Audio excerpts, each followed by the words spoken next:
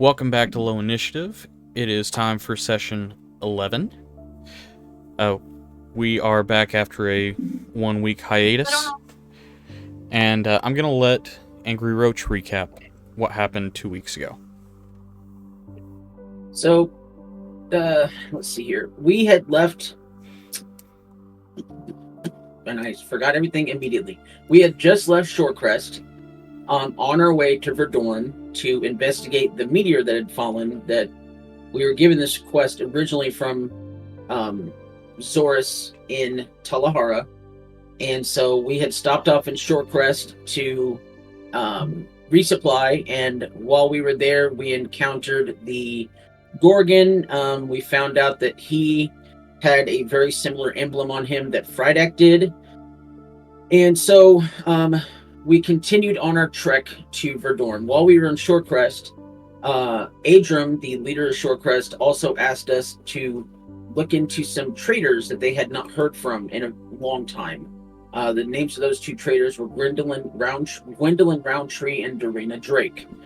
So we continued on our way to Verdorn. On the way there, about 2 days in, we were suddenly attacked in the middle of the night by several individuals, and Frydek ended up de-legging one of them accidentally with a very powerful, unintendingly powerful guiding bolt. And through some interrogation, we found out that they were actually there to kidnap Alina. We found out a little bit of backstory that Alina is from Mythun, where an evil king had taken over the kingdom, and she opposed him and was basically deemed an enemy of the state. And ever since then, she has been kind of on the run and hoping for one day to go and see if her family's okay. And after some talk with the party, they decided that they would help her, and she was very taken aback because no one had ever done anything like that for her before. On the way, we were also going to try and stop in Oakenspire, where Helena is from, and hopefully try to find the orcs in the area that were responsible for taking out her family. As we arrive in Verdun, that's not the name of the town, Verdorn. As we arrive in Verdorn, it's very, very late. We talk to a guard and try to get the lay of the land and some information about who we needed to speak to. And we found out they had seen the meteorite fall, or the rock fall from the heavens, but they hadn't seen anything strange or anything happen from there. They invited us to go to see Tiger Stalker at the Emerald Cask Inn, and we found out that the kind of leader of this town is a gentleman by the name of Gavin Roundtree, who is actually kind of runs the dock there in Verdorn.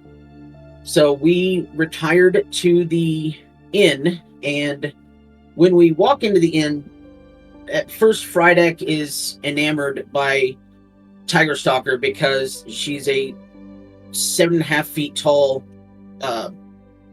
what is she, Beard? Azamar. Goliath, I think? Azamar. She's like a 7.5 feet tall Azamar, and that's basically the tallest person that Frydek has ever met. And over in the corner, you see another construct that looks almost exactly like Frydek. However, it's made of metal, and it is stocking shelves.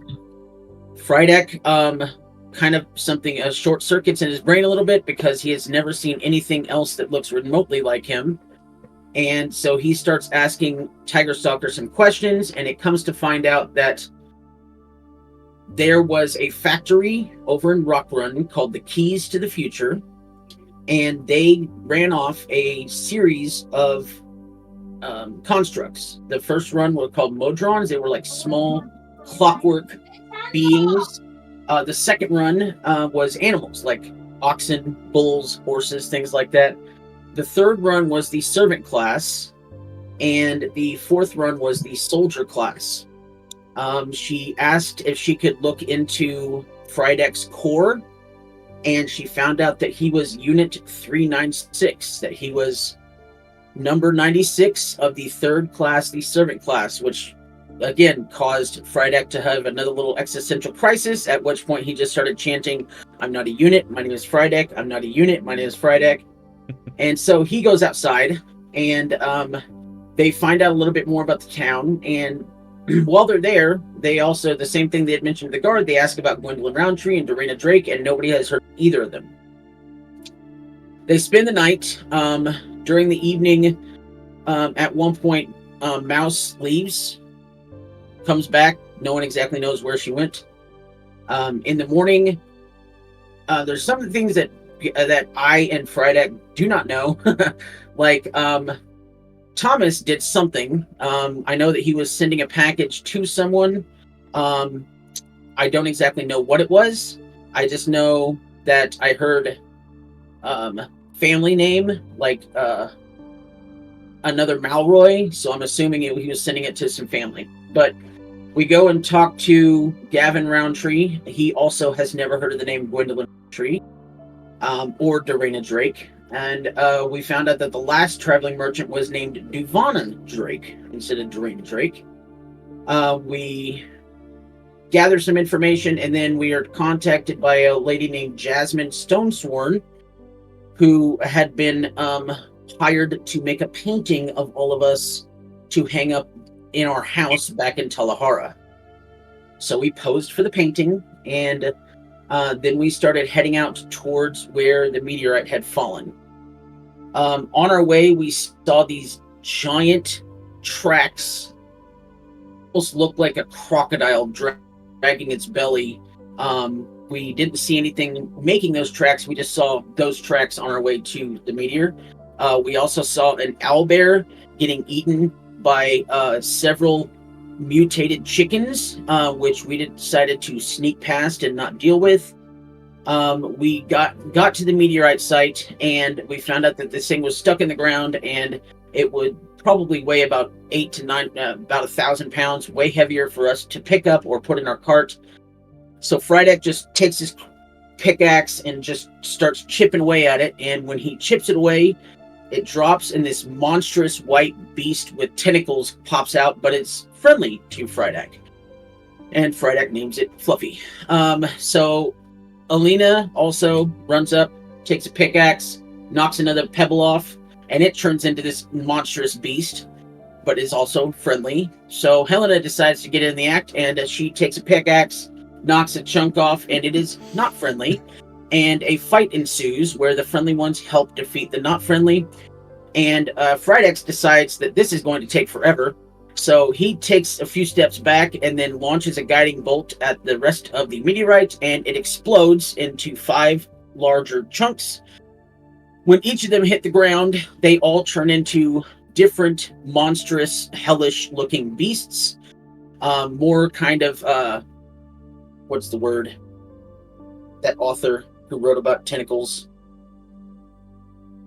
What's the guy's name?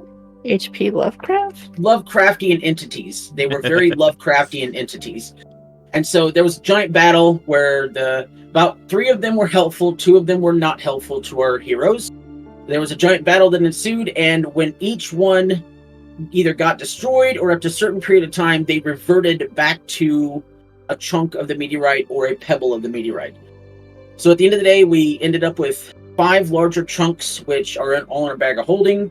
1 pebble that Frydek has because he's convinced that it's his friend Fluffy, and 4 other pebbles, or 3 other pebbles, I can't remember which, that Helena has, and like a small handful of gravel.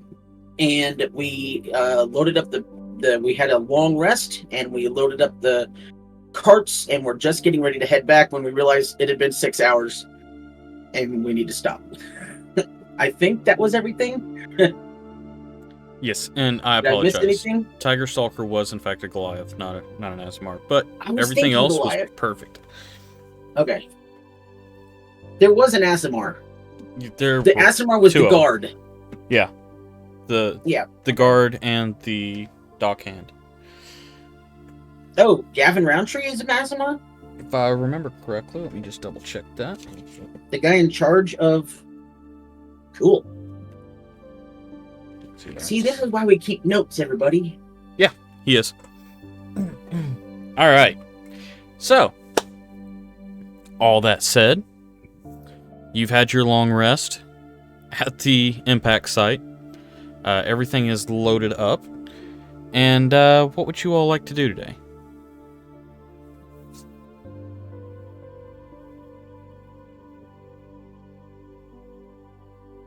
I mean, I'm assuming we'd like to head back into town. I guess are we? Eventually, I guess we should actually head back to the first town. Well, I mean, Talahara, that's where we got the quest from. So, I mean, Yeah, eventually so we we would probably head need to go there. back there and like turn in the Do we quest, want essentially. to- Talk we to them want about to- what we found. Look into that whatever creature that was that large creature that was making that groove in the ground. Do we want to investigate that, or do we want to leave that for later?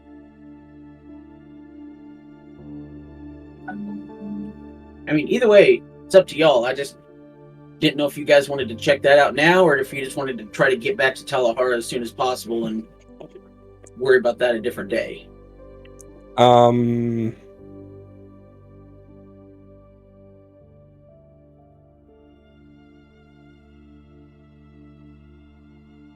I would only bring it up because, I mean, we're here. If it's something that might be threatening Verdun, We could always like look into it and see if we find anything close by or see where it goes. If it goes too far out, I don't know that I want to delay going back too long. Yeah. But yeah, we could look into it. Also on the way back. You will Well, have there you to go. pass through town to be able to get there. Got it. So I say we head back towards where we saw that path and see what we can figure out. Okay. Who are driving the carts? Light, I guess, is going to drive the one that he's been in the whole time. And probably have Mouse on there. Oh, and Mouse, you taught Frydak how to drive a cart last time as well. Yeah. So, all right. So we got that. Are we basically keeping the same basic groups on the different carts? I mean, I thought we changed that a couple times throughout the trek, so I don't know what that orientation is. Okay. At one point, I was driving one of the carts. Okay. Do you want to attempt to drive one of the carts back? I'm happy to, if nobody else wants to. Okay, so you're driving one, Light's driving one. Who's riding with who?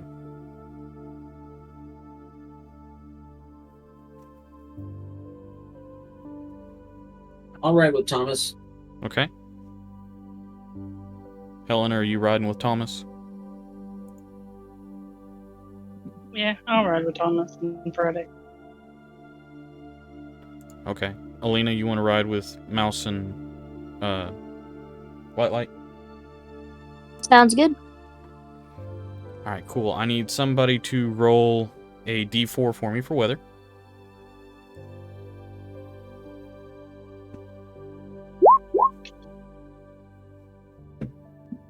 Not one. Okay, and I need a d100.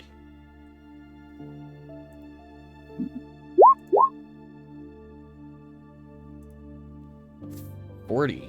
Alright. Okay, so you have heavy cloud cover. So it is very overcast, but there's no rain or anything like that. So you're in good shape there. And I need a couple of perception checks, please.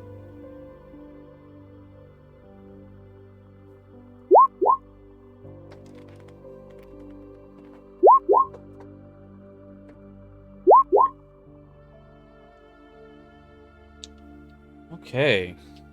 We're a very perceptive bunch. Yeah, you are. Okay. So in your trap. Ow. Sorry, I've got a cat that just decided to jump on my lap. Sorry. It's cozy. So on your travels, so far, nothing has caught your attention. You make it a full day's travel through the swamp. You make it back to the waterway where the bridge is. Do you want to make camp there, or do you want to continue to push on? Can you remind me how many days travel is it to the first city? To Talara from here? No, to Verdorn. Actually, Verdorn.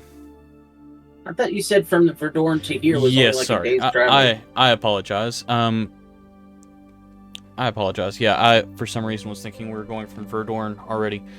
No, so going back towards Verdorn, that perception check would have been for the first couple of miles, just like it was on the way back. So, with that perception check, you would realize that, the owlbear carcass is now devoured. And there are some large, almost avian predators searching for more food. Same mutated chickens that we saw last time. Same mutated chickens, same location, just wandering at this point. Good day. Can we pass by them unnoticed? I guess here's the question.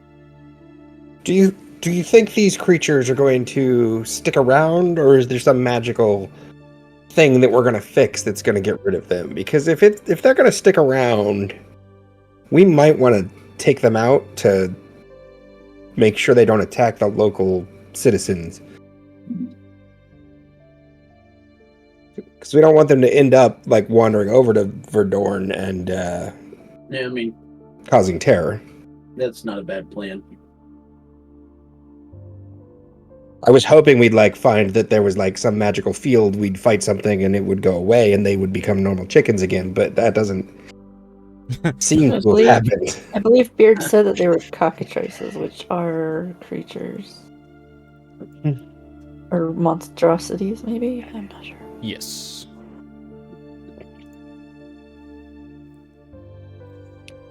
So I mean, I'm just throwing it out there, whatever, but yeah. Actually, I think we'd be down here, if I recall. Because we came from up there and had to jump down and get over here. Yes, so you would have been coming from this direction over here. Mm-hmm.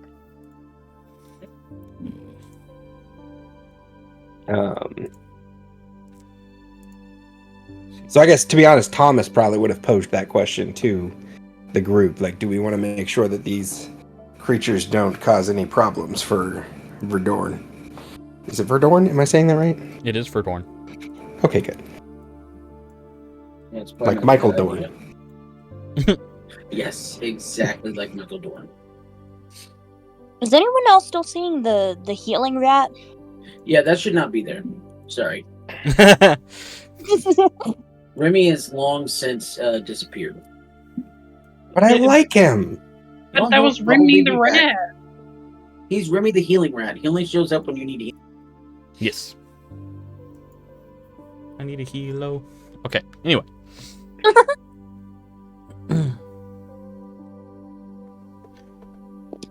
Alright, so are we going to attempt to fight these things, or are we going to try to stealth by them?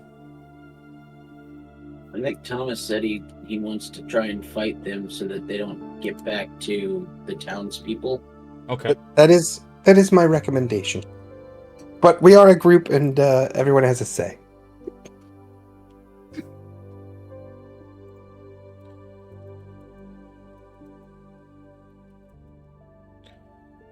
Alright. Did me? Let's see here. Everybody make a stealth check to see if they know you're here, to find out if we're going to get a surprise round or not.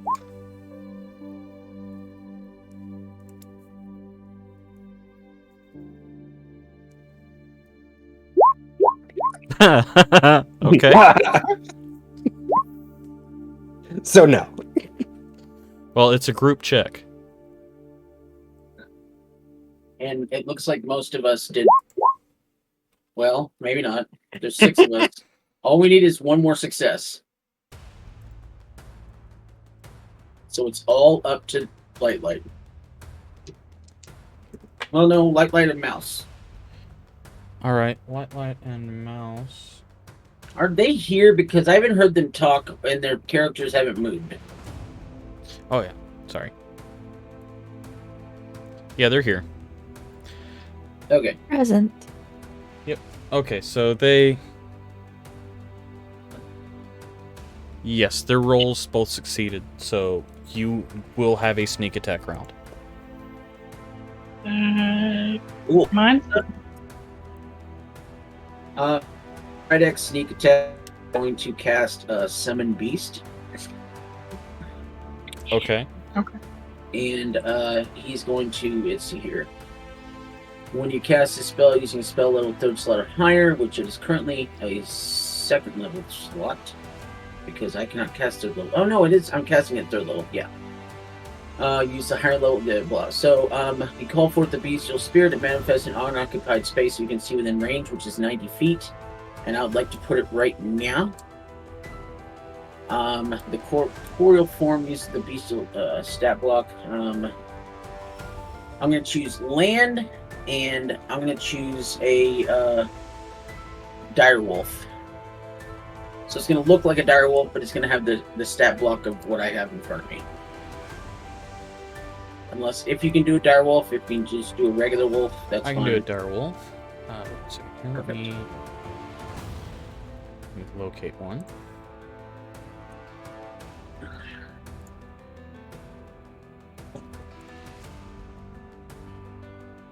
Oh, maybe. No, I've got him.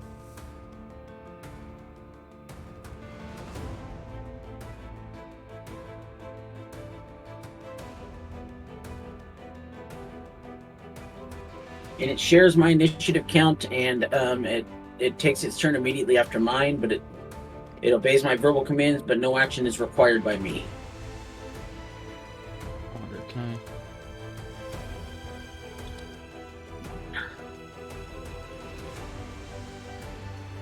Do that.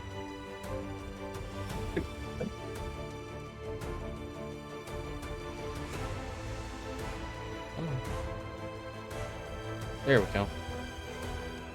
Ooh, that's a nice one. Never mind. Okay. That's...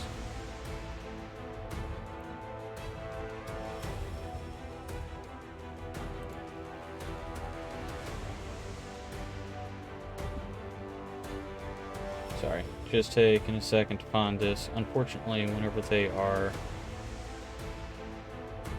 in here, it could be any number of these.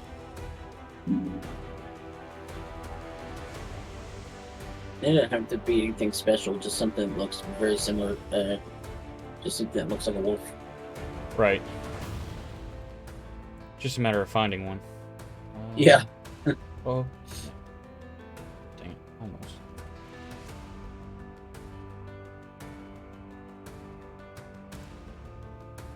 How hard can it be?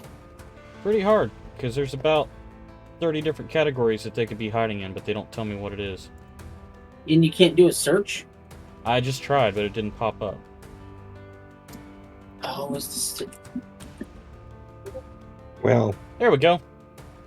thank you, but for your hard efforts. Alright. Nice. And we're gonna make that controlled by Frydak. There you go. Okay. It's in. Yay. What's up, Wolfie? Okay, so that is yours? That was my surprise. Yeah, that's my surprise round. Okay. I'd like to get everybody to roll initiative so that I can get kind of a turn order here going. Yeah.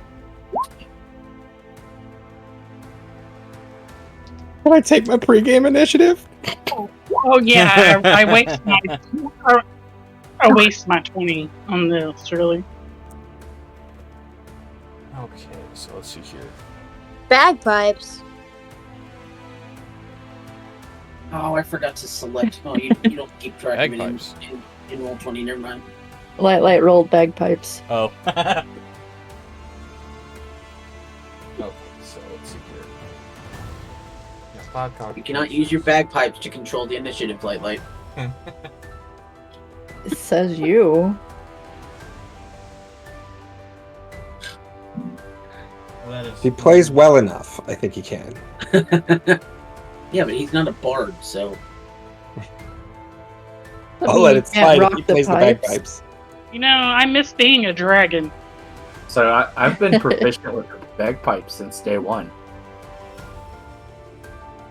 I didn't even know he had bagpipes until Why now. are you proficient with bagpipes? Why not? reasons. Okay, and... Oh yeah, well I'm proficient with a lyre. So there. I think you lied. How can you be proficient with me? Does Right? that mean you're a good liar? What? Right, and...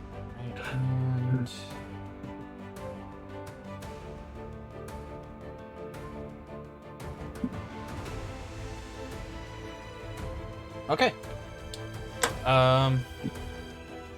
So let me get everybody's rolls here.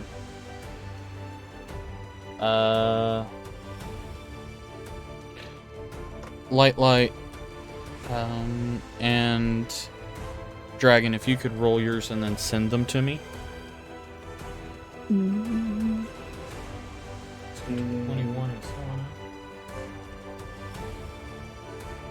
on.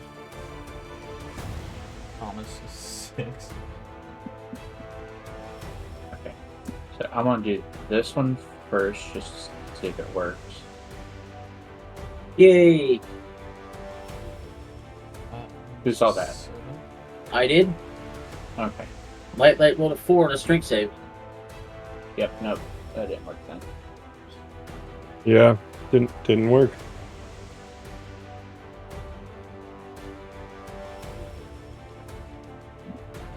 There we go. Okay. Jeez.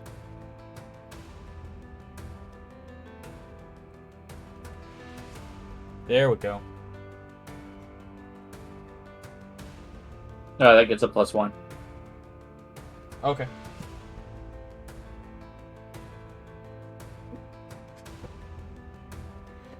All right. So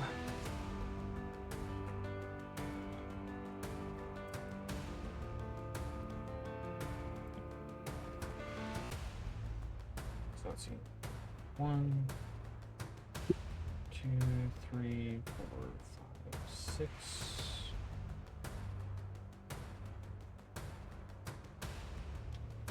Yeah, okay, here we are. Perfect. All right, so this starts us off with Helena with light on deck.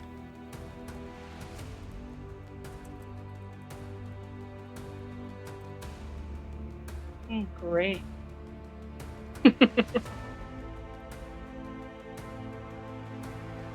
What do I want to do? That is a good question.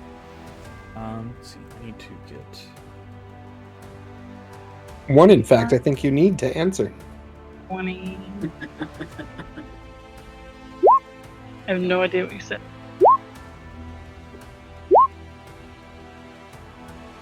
Oh, that's vicious mockery for you. Buttons aren't working right.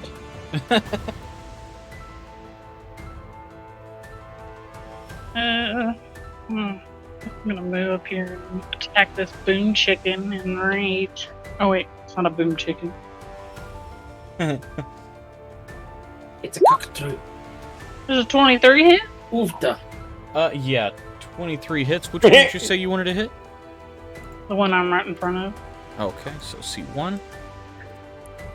Alright, go ahead and roll your damage on that one. That would be 16, good sir. Alright, 16 damage. Very nice. This thing, you walk up and smack it, and it takes a heavy hit. And it does not look good already.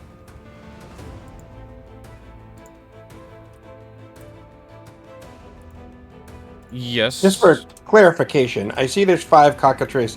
What is that? Is that the carcass? No, that is the wolf that Frydek summoned. Oh, that's Sprydex Wolf. Got Yes. it. Okay. I just couldn't quite make it out. I'm like, I don't. What is this? Okay, and white light. His turn.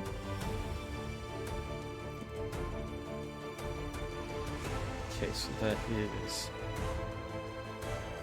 Oh wait, I forgot the 2 points because I'm raging. Oh, 2 points? Okay. So it'll be 18. Jeez. Okay. That definitely hurt it. Let's see. So. Light. Dagger. Okay, that does hit. And that is 6 points of damage. 2c4. Alright, that brings us to cockatrice number 1. Or actually, no, it's still a surprise round. So, I was gonna say. that brings us to Mouse. Frydek, what is your what's your Initiative? dexterity modifier? Oh, my dexterity modifier is a +3. +3. Okay. Alright, in that case, it means that she will go first. So it's Mouse's turn. And that's a natural 20 that she is going to run up and attack this one. So let's see, natural 20 on that.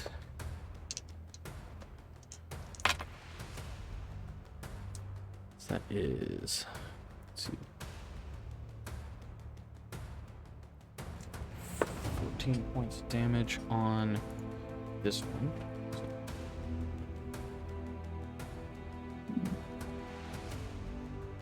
She runs up and slices into cockatrice number 1, which has already had a hefty amount of damage on it from Helena, and slices through its throat and cuts its head off. Nice. Alright. A mouse staple. That does bring us to Frydek with Alina on deck. I'm sorry, Frydek, you've already had your surprise round. Yep, I did the summon beast thing. Right. So it's Alina with And Thomas actually, on deck. as part of my turn, can I move up to, like, here? Yeah, absolutely. Alright. Alright, so Alina with Thomas on deck.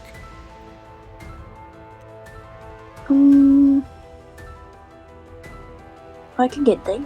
Hold on.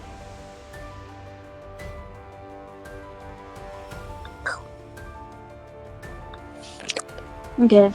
I'm gonna hit it with my axe. From there, the one that's in front of you That's is a not wolf. cockatrice. That's my wolf. Oh my She's on, gonna hold on. smack My your wolf. wolf. hold on. Can I throw my axe through Through light? No. Yeah, absolutely. You'll only hurt him a little bit. I mean, also, Light is tiny and flying, so... not through light, but like in between. Yeah, you can do that. Okay, I'm gonna do that then.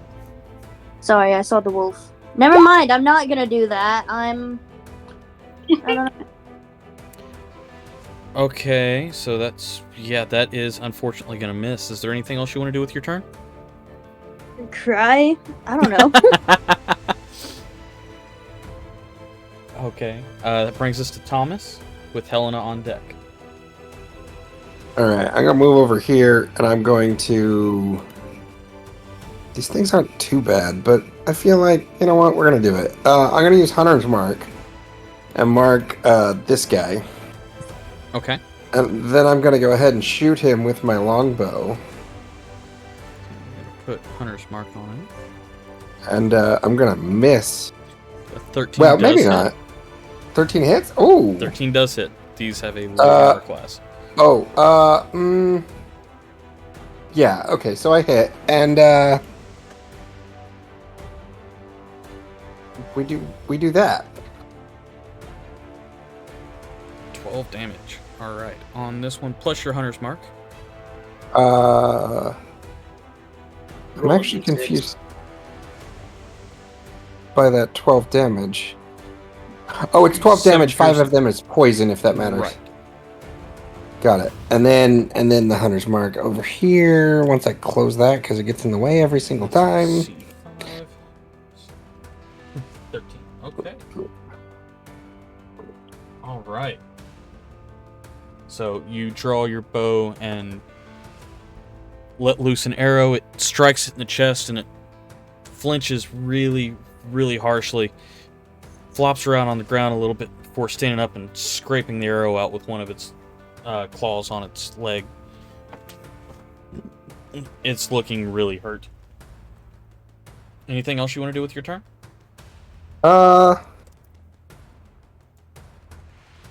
No, I think that's gonna be it. All right, that brings us to Helena with light on deck. Oh, Yes. actually, I get 2 attacks. Yes, you do. So I am in fact going to attack it again. Okay.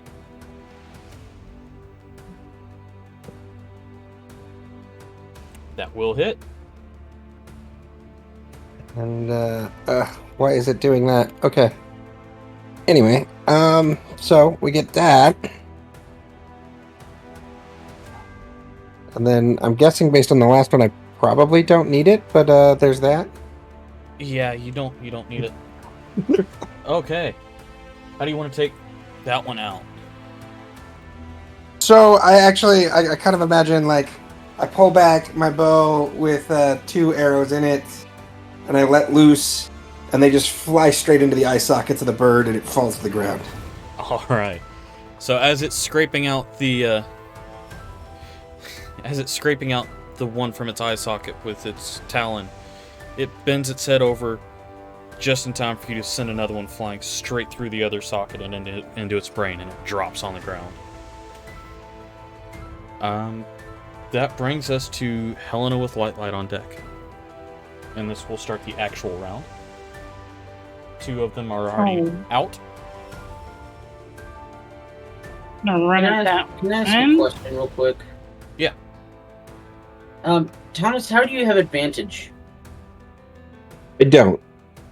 Because you keep rolling twice on every attack. That is correct. Okay. Moving on. That is correct. Alright, never mind. Sorry. I was really confused there for a second. It's alright. Does a 20 hit? A 20 does hit. That's close. C2, 11. 13 damage plus my rage. Okay. Perfect. Right, so nice strong hit with your great axe. It cleaves through, starts to look very bloody.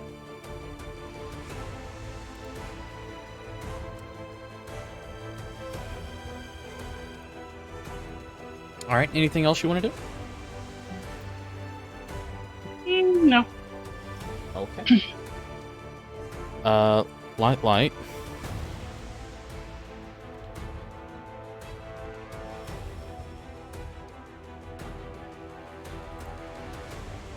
a second here.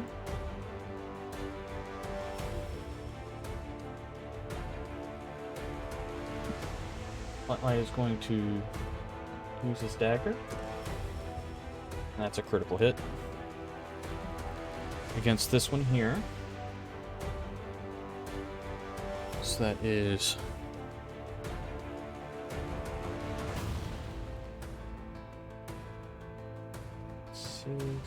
8 piercing damage against C4.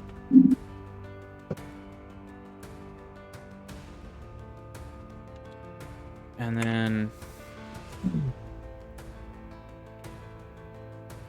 something is going to catch his attention, and he's going to run out into the woods here. He is going to take an attack of opportunity from that one, which is going to miss. And he's going to use his bonus action to hide. What? Okay. So Light is hidden in the forest. Alright, that brings us to Cockatrice 1, which is dead. So that's gone. Cockatrice 3 is... Where is Cockatrice 3? There it is. It is going to take note of what's happening here and is going to run up to Helena to attack. And wow, good lord. Okay, that's a natural 20 as well to hit. Yeah. So that is. I think she's raging. Yeah. That is a 4 plus 1. That's natural 20, so that's 9 piercing damage. Half to 5. And I need you to make a Constitution saving throw. Shouldn't need to. And That's perfectly 19. fine. You have no problems.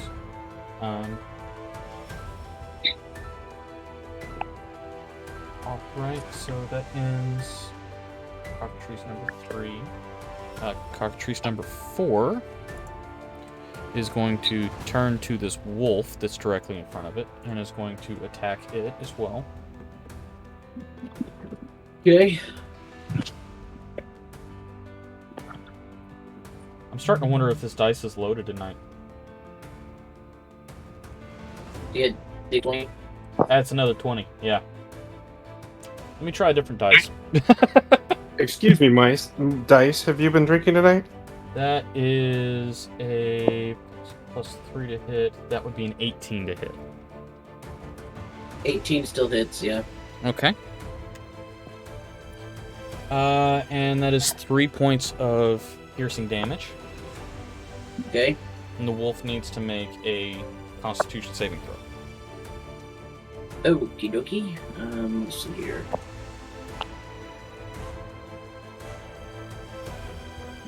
Constitution.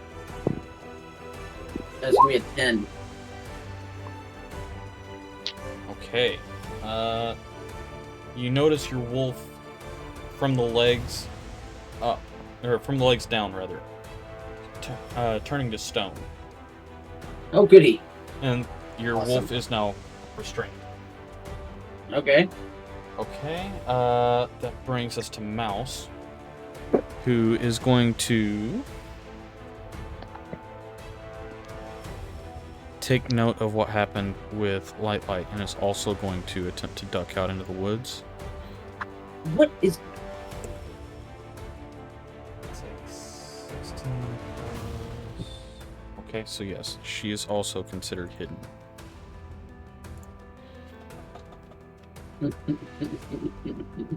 Okay, that brings us to Frydek.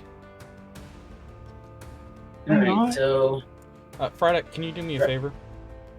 Yeah, what's up? Can you make a perception check for me? Yes, absolutely. That would be a 31. 31. And he's perceived something. Yes, he has. He Everything. has noticed a sound coming from the woods, up the waterfall, up here. You're going robotic. Oh, I'm sorry. How is it now? I have no idea what you just said. You went super robotic. I think it's we're on FedEx end. Yeah, you fine. Yeah, Frydek, give it a reset real quick. Just a second. Can you hear me now? Yes, I can. Okay, so I see something up here. Is all I heard was I see something. You- Okay, so hear- you hear a loud, disturbing sound coming from up here. Almost like a wind instrument, but not quite. And multiple of them being played at the same time. Okay. So, with that, if you guys want to go ahead and put your icons up here.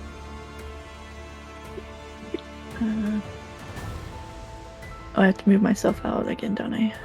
All right, Frydek, you can go ahead and take your turn. Okay, so I'm going to cast a first level guiding bolt on this one that is attacking Helena.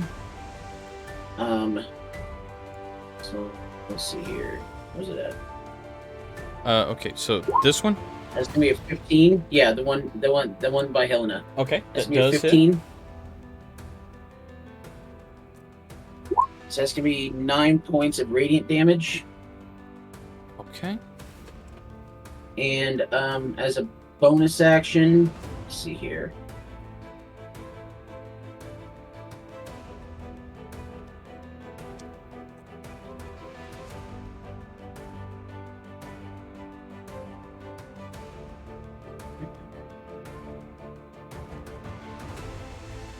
You allow spells, 2 spells, as long as one is a bonus action.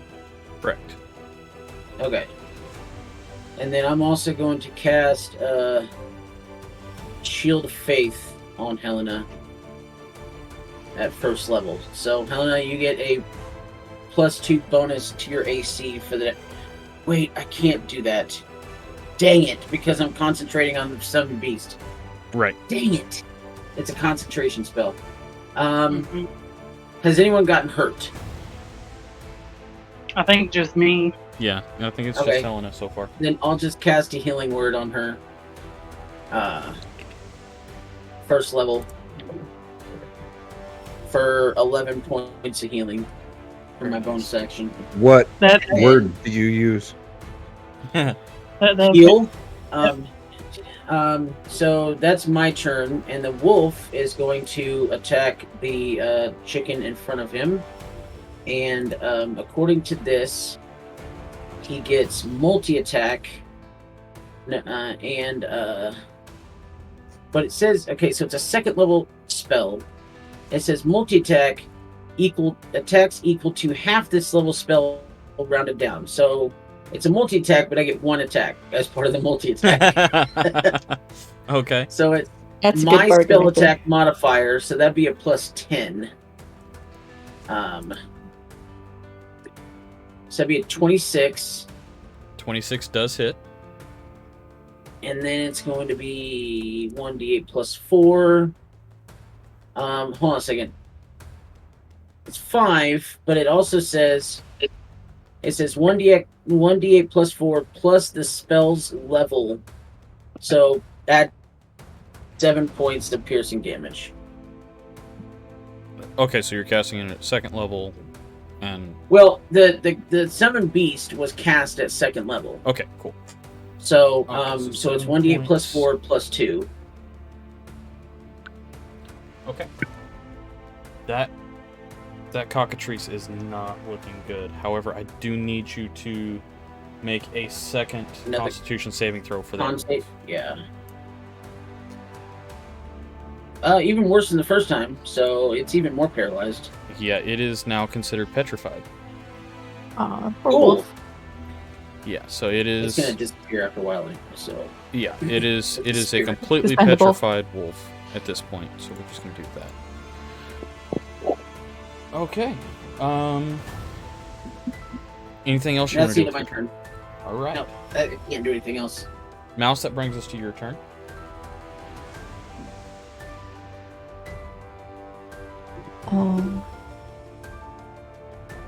Gonna run up to the edge of the waterfall, How did you get up there?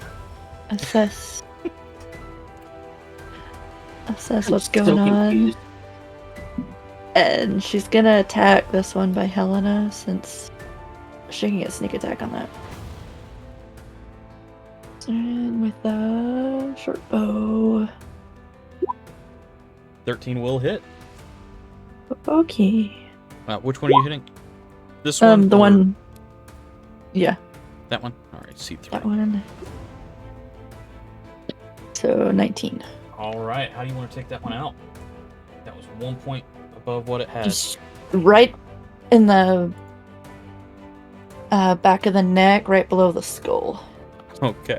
So Right- it right on the reaches spinal cord. it reaches out to take another bite attack at Helena, and as it reaches out, you just see the shaft of an arrow and the tip come out of the beak coming towards you, and the cockatrice drop Helena. Alright, anything else? Helena smirks at Mouse. Anything He else waves you want to do with your turn, Mouse? enthusiastically at you. Guess she'll. Is this just gonna be like difficult terrain to get down?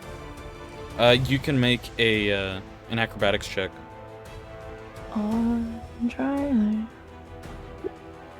Oh yeah, no problem at all. You jump right down, land a good splash down in that pool, and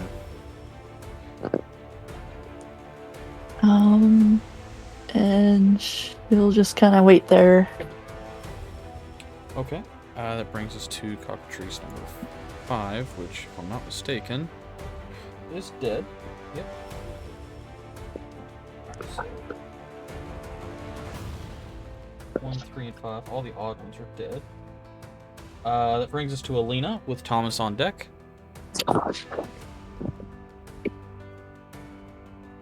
I'm gonna move up here. Oh, let me. There we go. It's gonna move here. This one's alive, right? Yes, it is. And it's not a wolf. That's right. The wolf is. Yeah, paralyzed. The wolf is a Petrified. stone statue beside you. Oh, lovely. And I hit it with this thingy. Hopefully. Okay. I am gonna hit it. 17 does hit. 8 piercing damage. How do you want to kill that one?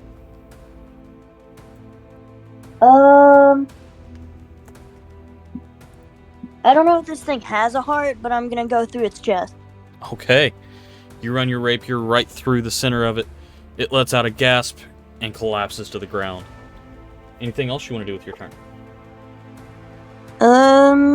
Get your hand axe back. Yeah, I'm gonna do that. I'm gonna grab my axe. Okay. That, like, where'd it go? It missed, didn't it? Is it just, like, in the water beside it? Did the hand axe miss? I thought it hit. Yeah, she rolled an 8. Oh yeah, you're right. It did. It went flying past it, so it would be in the water near it.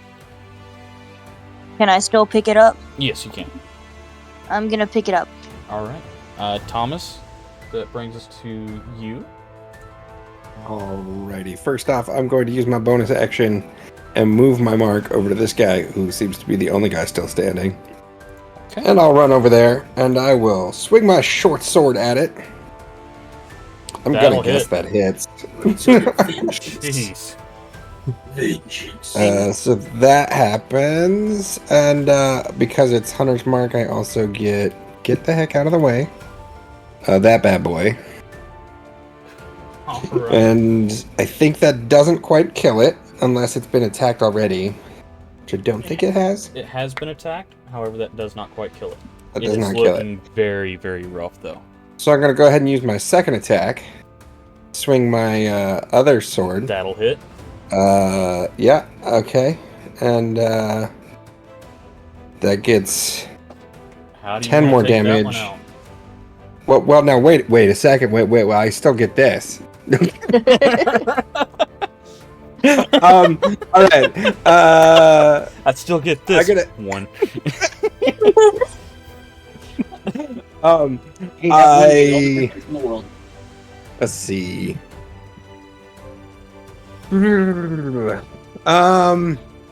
Well, so I swing my one sword at it, and I'm gonna imagine I like chopped off its wing, and then I bring my scimitar up at it, and chop off the other wing, and it just falls to the ground. Right. Awesome.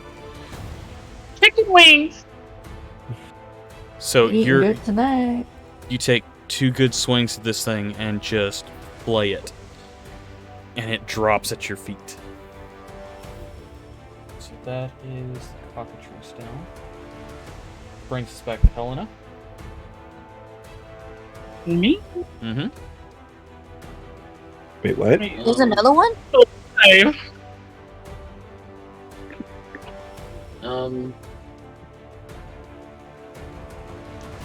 We're not out of combat order. Oh crap. What would you like to do, Helena? What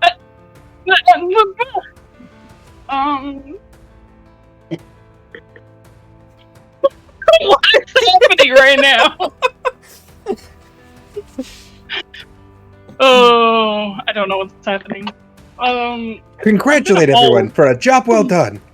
I'm gonna hold We did it, guys. Okay, what are you going to hold your action for? until something attacks me. Okay. Alright, so you're holding it for if something attacks you.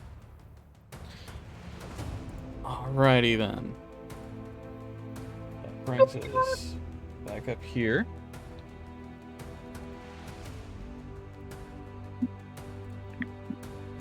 Alright. What the? No. Wait, Undo. wait, where did... Oh, okay. There we go. Okay. So that brings us up to here. Let's get rid of these cockatrices. And the weather effects. There we go. Is there supposed to be two of me? All right. So on this round, What is happening? What is going on right now? we're going to let's see. So there's going to be 2 attacks made against you, Frydak.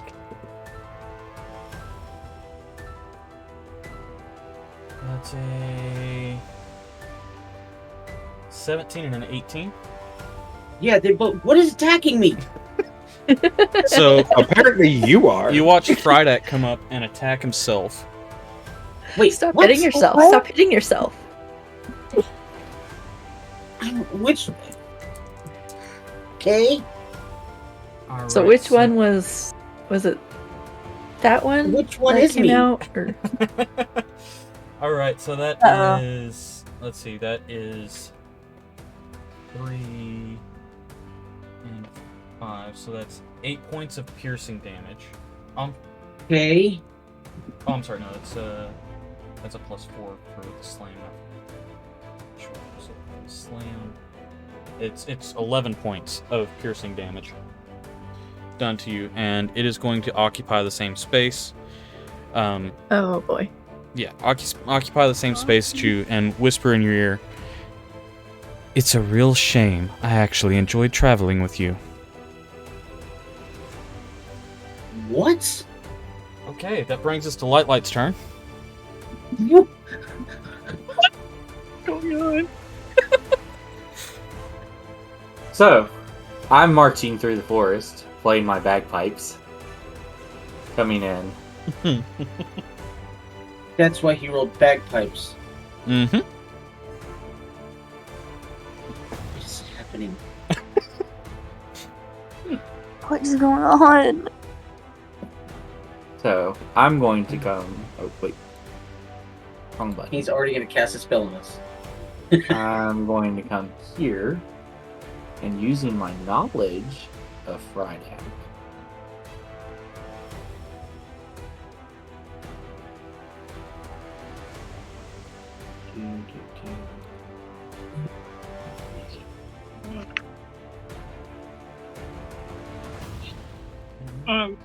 Kyle and Terry, are they okay? I don't know if Frydak's okay. So as I'm marching But they're supposed up, Mm-hmm. you all notice. You all may be able to notice that something is on my shoulder opposite of the bagpipe. Yep, let me get a, I don't have... Well, wait, no, I do have one available. Should be in... That's a 21. What is it? It's not your turn. Does it have to be my turn to roll perception? We're in Yes. the combat still. We're still I in forgot initiative about order. that. So. No! I gift Right. my perception roll to whoever's next. Wait. What? I can only use mine if There you go. something You now attacks. have control over your How pet. does he already have that? His Is that wing- the dragon?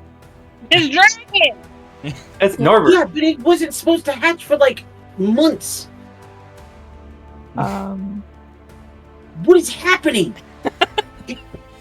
Did we fall through a portal? What's going on? Okay, so what are you doing here? Like.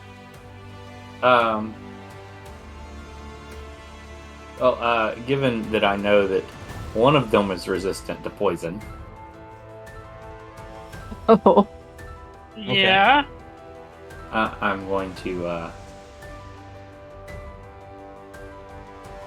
Wait, let me make sure on the range on this.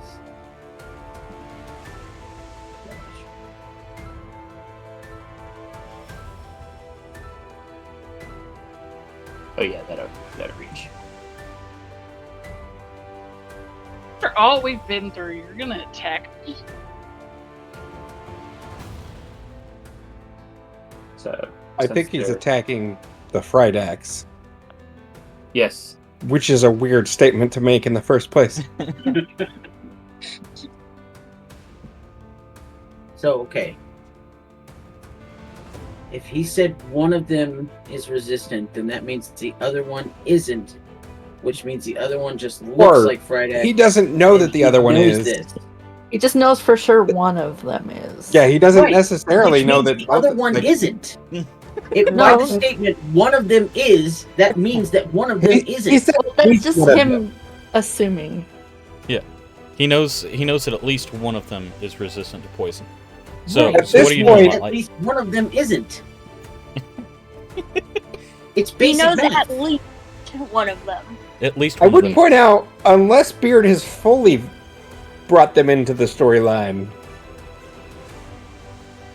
he may not know whether the other one is or isn't. What? So ironically, my case. Oh, it's Okay. Dexterity 15 saving throw. yep.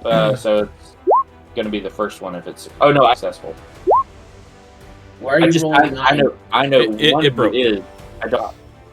Yeah, it broke. Okay, All right. So a I rolled an 30-foot 11. 30-foot line. Yeah, 30-foot line.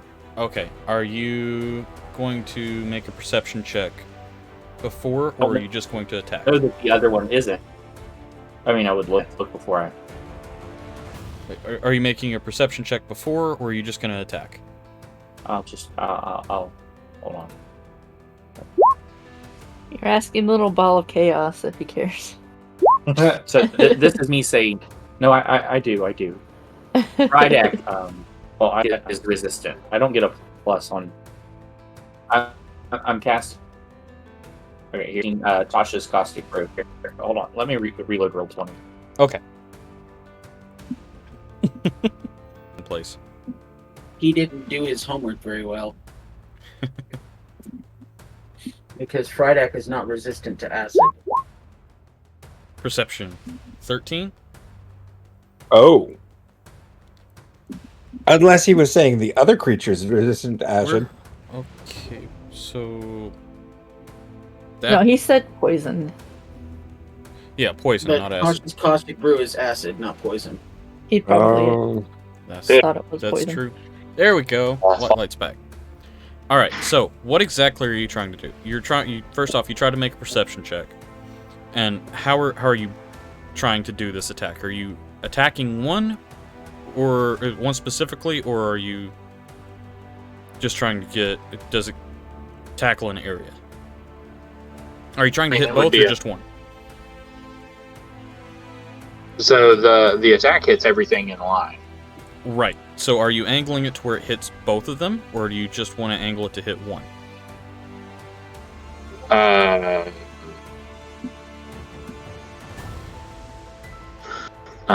What was my perception? 13. Yeah, no, geek. It would be to hit both of them at that point. Okay. So, in that case, yes, Frydak, you take the first one. Which Okay. is... But he's resistant, so he 5 takes. acid. No, he's not. No, I'm not. 15. Oh. I'm So resistant to 5. poison, not acid. And that's a natural one. So both of them are going to take 5 points. Thanks, man.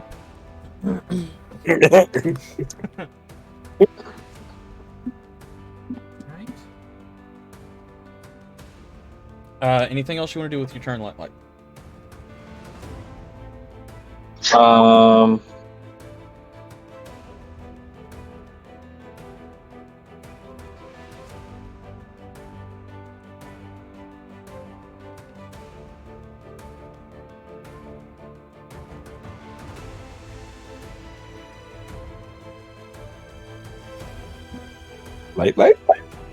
I'm here.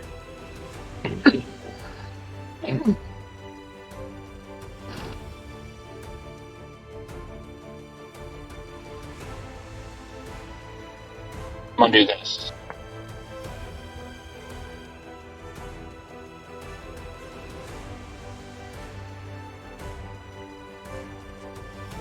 All right. Nice. All right. So that brings us to Mouse is going to cast Firebolt. Come on. At Alina. What? Yeah. Okay. Mouse- Which mouse? Pay attention to asking the mouse. okay, There's so 2 of them now! there's, let's see, that's 120 feet, plus 5 to hit. That's an 18 to hit. 18 hits. Okay, that's 1d10. So which mouse cast that? The one in the woods. Okay. Alright, so 1d10. So that is 9 points of fire damage, which does also make the hiding not be a thing anymore. Then Mouse is going to run over here.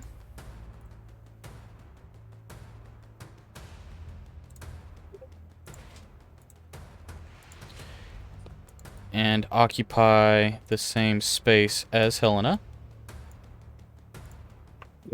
Mouses? Yeah. But it's now Helena. So this is Okay. shapeshifter. Not only is it a shapeshifter, but we know for sure which is which at this point, which that's good. Well, the thing is, if they occupy the same space, they have the ability to basically what they do is they run up, they grapple the person, and after a quick battle, they shuffle themselves in. So you can either make So a we perception don't check know. to figure out which one they are if you roll a high enough perception, or you can attack and then you can roll 1d4 to find out if you hit them or if you hit the other person. That's horrible. But Whose that turn does- is it? It's now Frydek's turn with Mouse on deck. Frydek is going to cast Moonbeam. May I have a bluish circle? I don't know if I can make it so that it stays. Frydek's really ticked off. There you go. Bluish circle. Well, I mean, like, yeah, that. Something like that stays.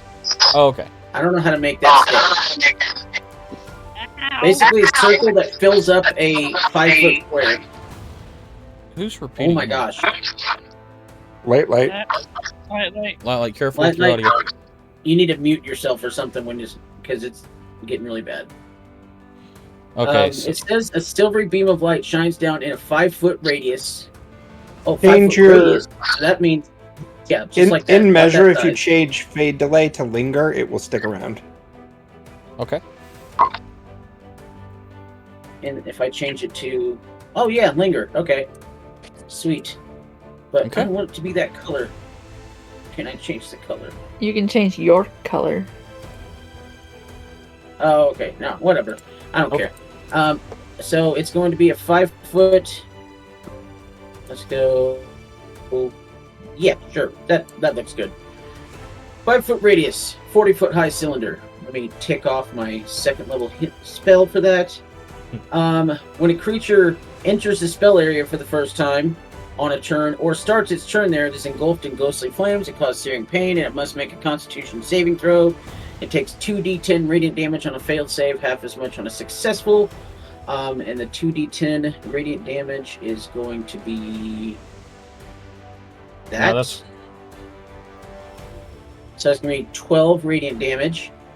And I'm going to keep reading the spell. I'm actually going to display it in BTT so that you can read it. A shape changer makes its saving throw with disadvantage, and if it fails, it also instantly reverts back to its original form. It can't assume a different form until it leaves the spell's light. Oh, wow. Nice. Okay, and on each of my turns, after I cast it, I can use an action to move the beam up to 60 feet in any direction. So, interesting. That is my action. With my bonus action, I'm going to cast Healing Word on myself. Because I'm selfish and I'm gonna die. Actually, no. Okay, no, so Cure that Wounds is radiant not a damage bonus will be taken at the start of its turn. Well, it says when a creature enters the spell's area for the first time, and I just cast it, which means the creature has entered the spell's area for the first time. So it should make the Constitution saving throw with the damage right now. Okay. And then additionally at the start of each of its turns. At least that's how I'm reading it. And you said it makes it a disadvantage? Because if it's a shape changer, assuming it is based on everything I've seen, if it's a shape changer, it makes it a disadvantage. All right, and then the Healing Word on myself. Oh, it's an 18, I believe it is. 18. Jeez. Okay. Yeah. So it's 11 points of healing. It made it. It barely made it. I hate your face. So it doesn't have to change its form, but it still takes half of the damage, so it takes 6 points of radiant damage. And it'll have to redo the concentration check and get another damage every time it starts its turn in the movie. Okay. I don't know who you are, but you're not Frydek. There's only one Frydek. All right. And by the way, when I cast Moonbeam, the wolf disappears because it's a concentration spell. Yep. And that's the end of my turn. All right, that brings us to Mouse with Alina on deck. Mouse is confused. She comes in.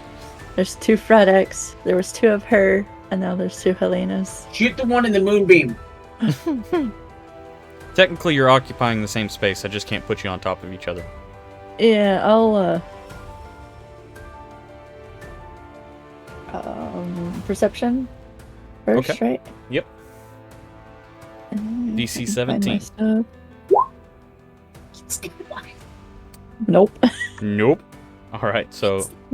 So she's just gonna swing. 22. Okay, and roll a d4 for me. Well, I gotta find my. Now wait a second. These 2. Do we not know which of the Frydeks is which? No. No, you don't know which of either is which. Because of the way that they're technically occupying the same space. So a 2. A 2. So you do hit the doppelganger. Nice.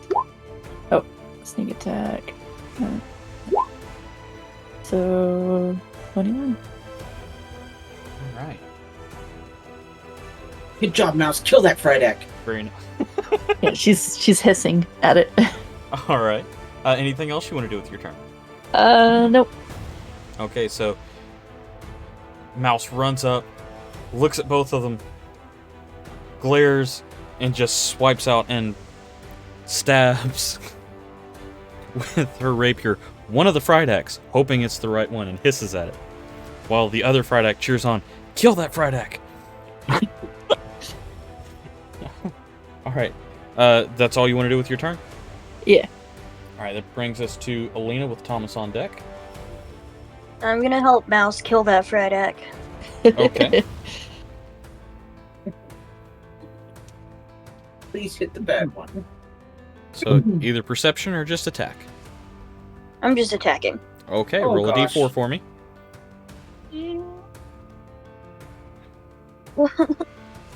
There you go. Okay, that hits. Go ahead and roll Hits damage. which one? He is a bad one. Roll a Don't just say d4. that hits. Which one doesn't hit? Uh-oh. I'm scared, guys. I think odds are you. I am odd, so that makes sense. All right, Frydek, you take 3 slashing damage. No. 3 and 4 is right. I take. Oh man! I knew it. As soon as he said that hits, but he didn't say which. I knew it was Reddick. No, Alina, that hurt. Alina, is there anything else you want to do with your turn? That's the bad one. I'm the good one. Wrong lever. Hold on.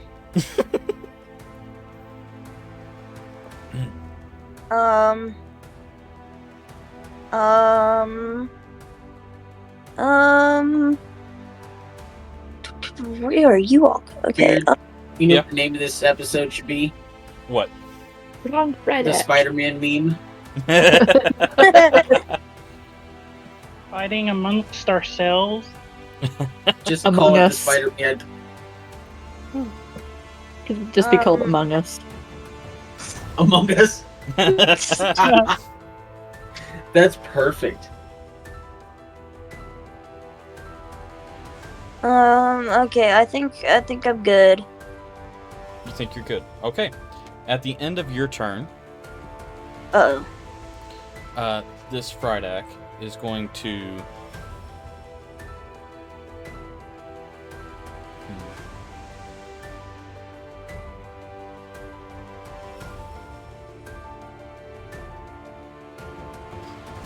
It is going to make... It gets legendary actions. Yes, it does. Oh, That's messed up. It's going gone. to move No. and change in there. Uh-oh. Technically, that is also not in its turn. It is a legendary action. So it is now occupying the same space as Alina. You cheater face. Which now brings us to Thomas with Helena on deck. All right, I'm gonna look at Helena and I'm gonna do some perceptioniness and try to figure out which one of these is which. And I'm guessing I do. Ooh, Yes, good you do. perceptioning. And as soon as I do, I'm gonna cast Hunter's Mark on the bad one. Nice. All right. That's awesome. well, at least you know me.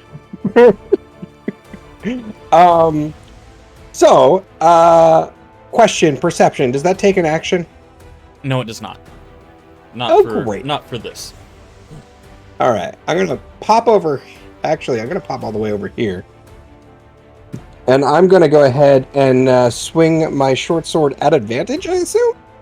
Yes, actually. Great. So there's that.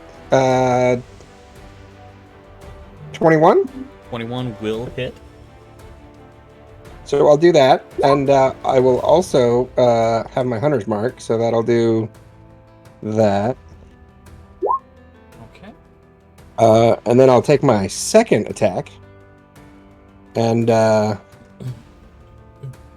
will swing that bad boy. Does 20 hit? 20 does hit. And I will do that and that. All right.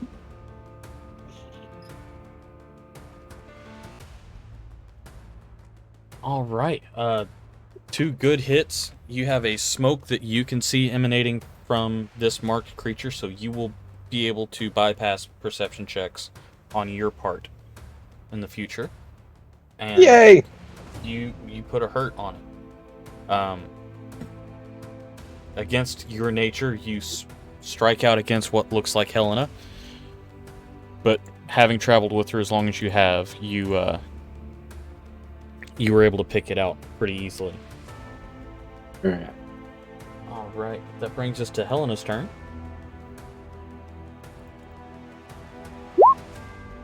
Does a 19 hit? Against yourself? Yes, it does. Oh yeah. uh, oh come on! I could have done better than that. That's 10 damage. 10 damage. All right. Does she have to roll a d4? Against herself? Against myself? I mean, you're Is it- just sadistic enough to do something like that. Is it that one, or am I the bad one? I don't know. Which one am I? No, as far as that goes, it has to be another creature. Anything else you want to do with your turn? No. Okay. At the end of this one's turn, or at the end of your turn, that one is going to shift spaces and is going to copy Thomas. Okay. That brings us to Entity's turn, who is going to reach out and strike on Frydak, the one that's hit with the moonbeam. Yep. So it's going to do a multi-attack on him. Of course it is. It's a 15 to hit for the slam. Miss. And a 21 to hit with the dagger. Yes. That hits. Okay, Just so a dagger. just the dagger. Okay, so that's 1d4 plus 2, so that's 5 piercing damage. Okay.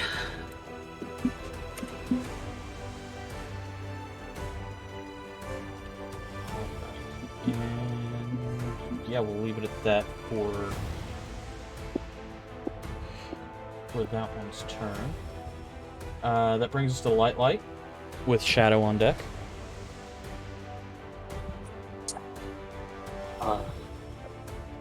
Decisions.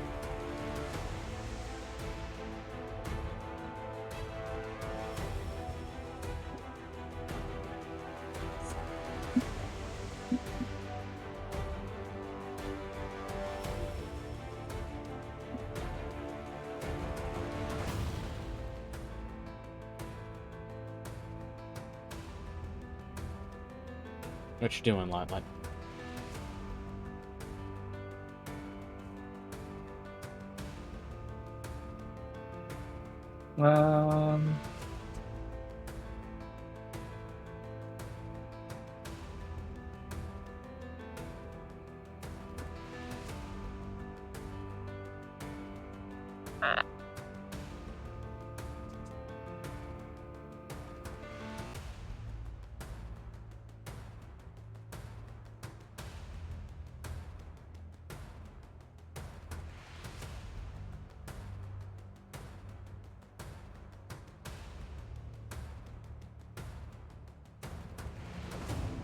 I don't know what to do. Just pick Just something. go swing at one. Kill the bad Alina.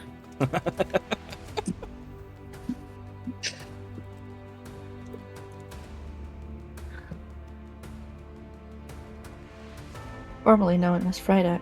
Okay, so Formerly known as Light. I'm going to cast Healing Word on Frydak. Okay.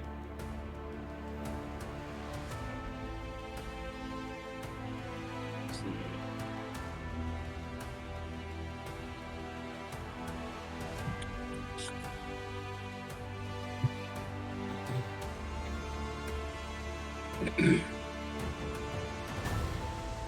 Donkey Shane. All right. What else would you like to do with your turn?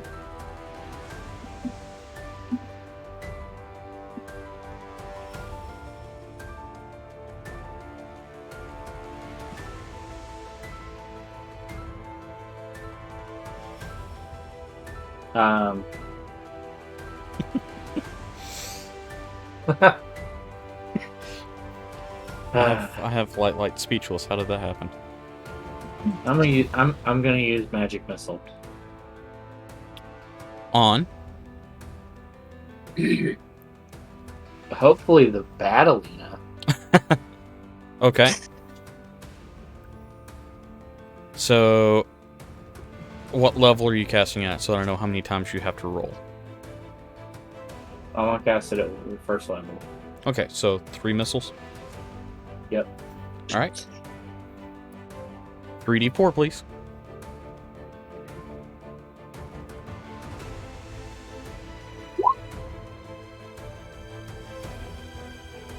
Wait, why did that do that? Instead of...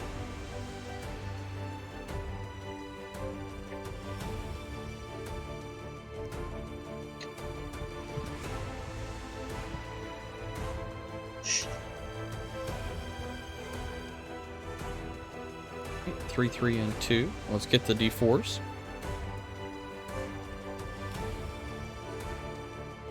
So you need 3 of the d4s? Mm-hmm. So that way he knows which Alina they go to. Oh.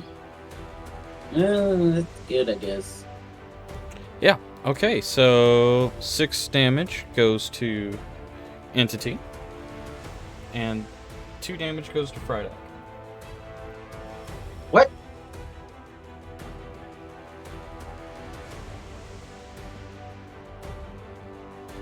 Dude, Friday, I thought it was impersonating Alina. I'm sorry, Alina. My bad. Yeah, Like, you go to Alina. It didn't look like me anymore. Unless that was D-Wiles just being a jerk again. Oops. Sorry. Freudian slip. Okay, so that'll bring us to the end of Light's turn. That brings us to Shadow, who is going to use her multi-attack. And is going to do 1 slam attack on Thomas. Which is... I'm sorry, what was that? Nope. Going to use its multi-attack. 1 slam attack on you. Which is a 16 to hit. If it meets, it beats. Yep. So, yes. Alright, so that's 9 bludgeoning damage to you. And then it's going to firebolt. But I don't want to be bludgeoned. And then it's going to Sorry, I don't firebolt accept this. over at Frydak. Okay. And that's 5 to hit, so that's only a 13. That misses. Oh, okay. So that is going to end Shadow's turn. It's now Frydak's turn with Mouse on deck. Braddock is going to roll a perception check. Okay. We all know how good he is. 16. 16 just misses the DC.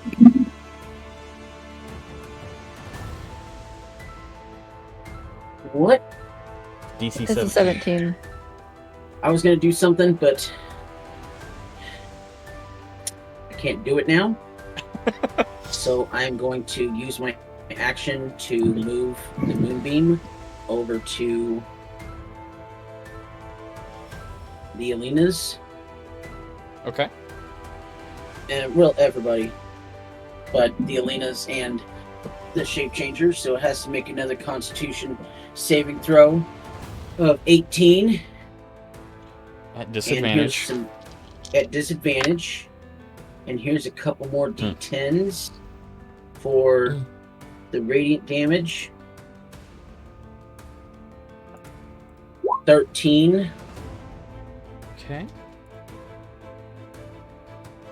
Where you hiding, buddy? There you are.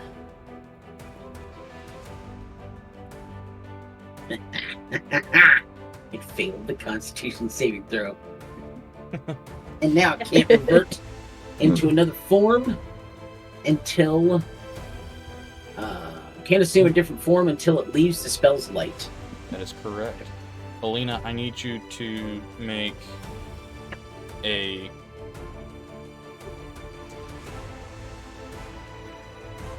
Constitution saving throw. Wait, what? Uh-oh. Also, You hit- she's Kind of dropped inside it right of on him. the beam. The Yeah, same. but it doesn't... it's a creature. We are not creatures. You Yeah, we qualify are. as a creature, yeah. Anything that's What? inside of that moonbeam. So, you also take the Basically, that any means I have. Do you I have not to do it. consider humans animals? basically any like Not living in D&D. organism is a Yeah, creature. any living organism is considered a creature. Sorry, everybody. I didn't know that it did that. It's okay. So, Alina, you do take that Constitution saving throw. 13 damage. And I fail, so I take 13 damage also. Awesome. Okay. I'm stupid. Alina, I need you to make another Constitution saving throw for me. Another? Yeah. Oh. DC 13. So Poor scared. Alina. Guys. As you look over at this creature to your right that was... Okay. You do shake off the fear, recognizing the face of the assassin that made its way into your camp as a spy. What? You recognize the face of Entity. No, I heard you. I'm just like, what? Yes, you recognize the face of Entity, who is responsible for the deaths of all of your loved ones that were inside of that encampment. So much death in your words. Okay. That was my action. Yes, it was. All I right. have a bonus action. Go ahead. For bonus action, I'm going to crap. Concentration, isn't it? Mm-hmm. Doing harm to people. So, because I don't understand it. Stupid. So, to cast...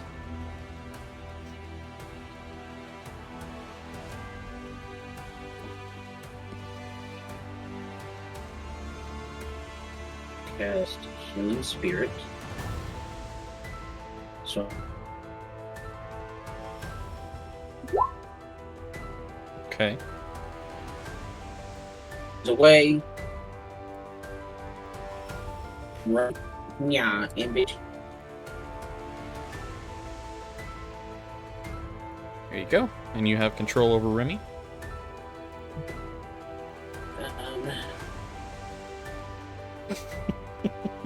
So, using the same. Whenever you or a creature you can see moves into the spirit's space for the first time on a turn or starts it. Okay, so that one says on a turn. So we can't do it until. But anyway, so whenever they start their turn, they're 5 feet away, so they can heal.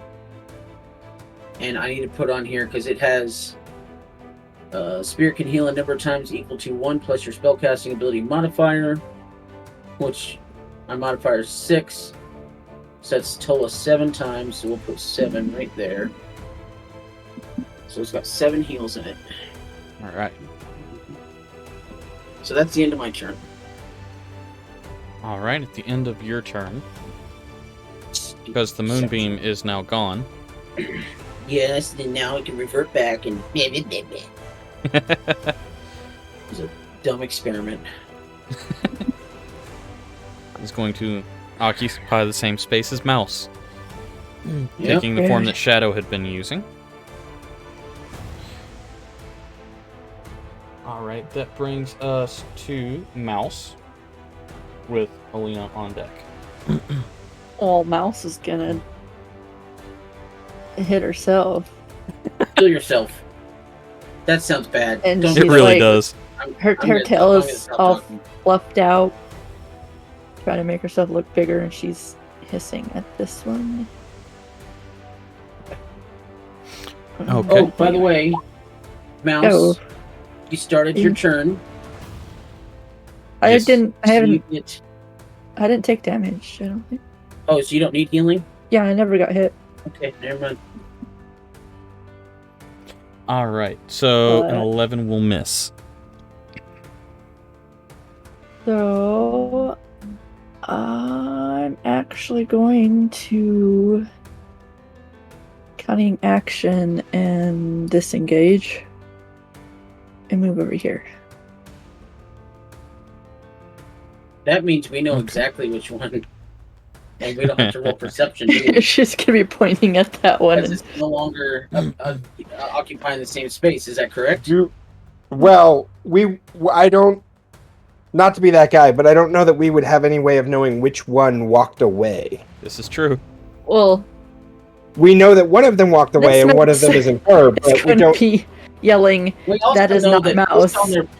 based on everything that we've seen of them so far, they always occupy the same space. They would never move away by themselves. So if this one moved away by itself, it's probably not the bad one. Okay, I could see that logic.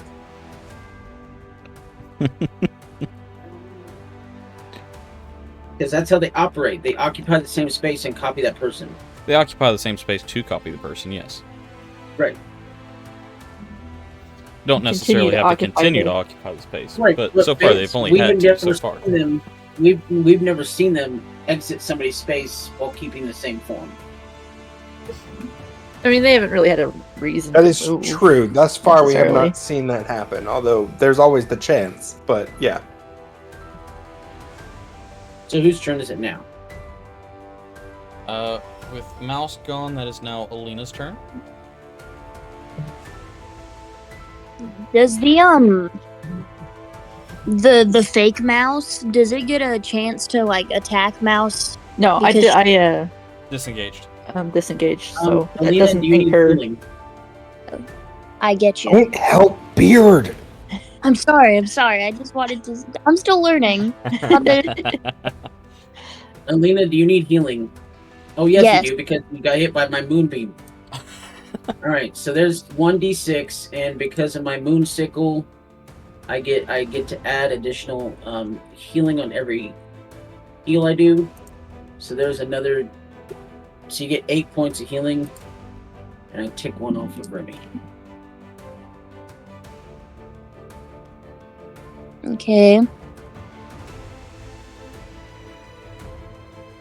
So I'm gonna assume that this mouse here is the bad mouse. And I'm gonna hit it. I'm gonna try. Okay. So you're gonna do a melee attack? Yeah. Okay. Go ahead and roll your attack.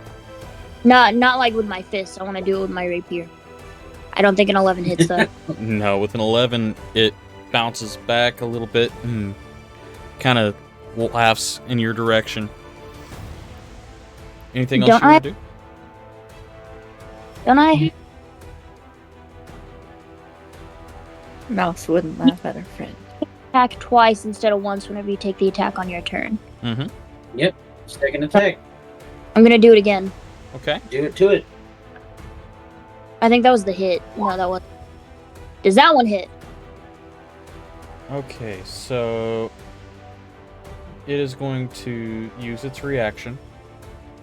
No, it's not. Yes, it is. It's going to use its reaction to shift its face into the face of your father Oh, and say, mind games now. "You should have been the one that died instead of your mother." And it's going to use cutting distraction. It's going to use its inspiration dice here to take. Is that a 4 or is that a 7? It's hard to tell with this. So I have a question. Yes.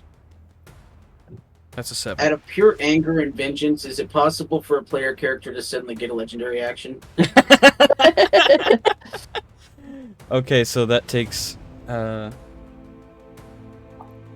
7 try. 7 off of the attack, which is just enough to hit it. So you still land the attack. Yikes.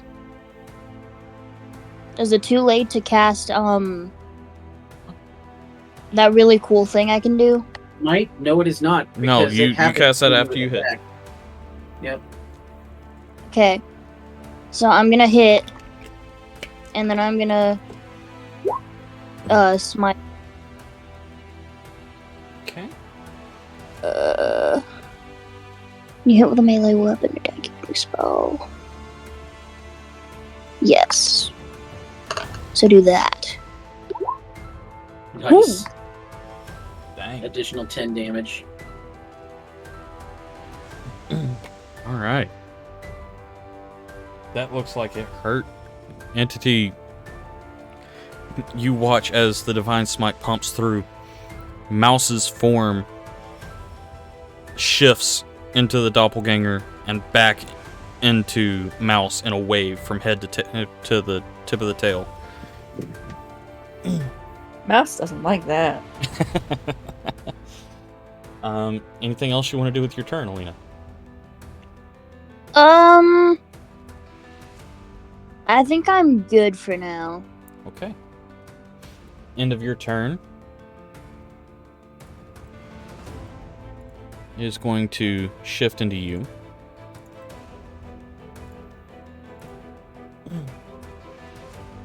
Which brings us to Thomas with Helena on deck. Okay. Well, I certainly know which one is which. Mm-hmm. So I guess I'm just gonna go ahead and strike at this thing because it hit me and I don't like it. Okay. So here goes.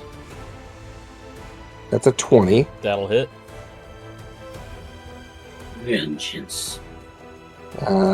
That's a whatever that is. 11 Okay. plus a 5. All right. I haven't heard that it's dead yet, It is not dead yet. so I'm going to use my second attack, which That will hit. will for give me a sure. 23. And that will do 9 Okay. plus 1. Okay. Shadow is looking hurt. Is there any way, out of curiosity, for me to... I know we're like on top of each other, but we're not like obviously one being. Right. Is there any way for me to like, it's him to everybody else? I Or mean, is that you just can not an attempt it, option? but it can also mimic your voice. True. True. So It- when you say that, it also goes, "It's him!" It points at you. Yep. And we Pretty truly have much. a Spider-Man meme happening. Fair. But I could maybe try to like be like, it's him. Trust me. And like try to say, well, I guess it doesn't matter because they can read our minds clearly. Mm-hmm. Never mind. I can't do anything. Okay. Oh well. Anyway, I attacked him. My turn's over. Okay. All right. That brings us to Helena with Entity on deck. I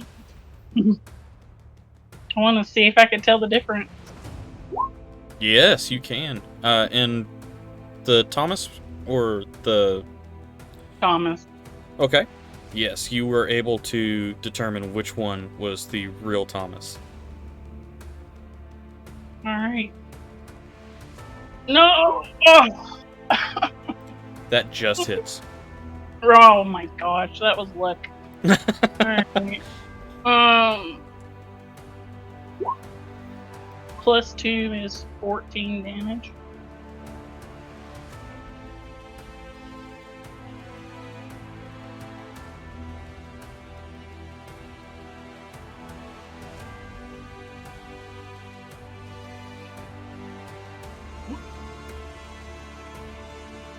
I killed it.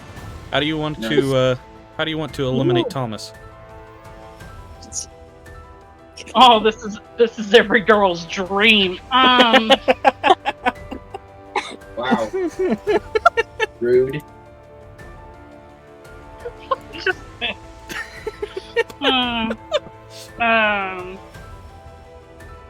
I will walk up, grab him by the neck, and say, "You're not Thomas," and shove my axe through his heart.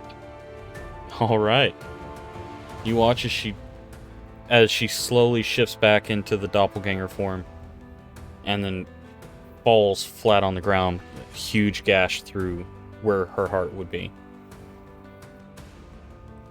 And the best part was he wasn't here to hear me say any of that. Yeah. It's He's not there. Anyway, Oh, he'll hear it later. Yeah, he'll hear it later. yeah. Okay, anything else you want to do with your turn? Yeah, attack. I can still move.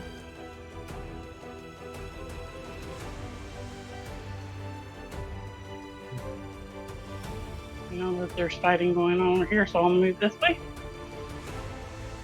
Okay. So that brings us to Entity's turn, who is going to...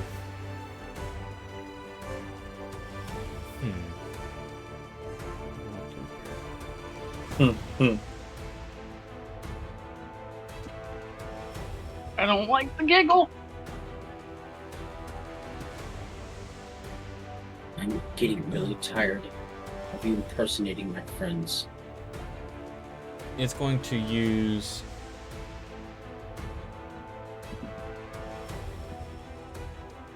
It's going to use its multi-attack again. Against Frydak. One against Frydak and one against Alina. Wuss. Okay, so the dagger against Alina is a 20 to hit, That does hit. and the slam against Frydak is a 17. Yeah, it hits. Okay, so 26. He's using that loaded dice again. No, Yep. no, it's just got a really, really high plus to hit. Okay, so that is 7 points of bludgeoning damage to Frydak, Okay. and 6 points of piercing damage to Alina. 6 points. Mm-hmm. That brings Okay. us to Light. Oh, take Shadow off of here now. So Light with Frydak on deck.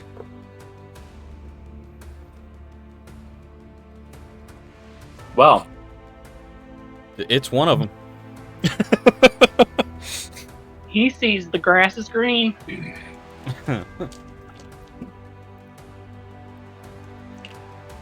well, let's go this route. Okay. And that's you're both. targeting Alina. Alina. You don't know which one it is, so...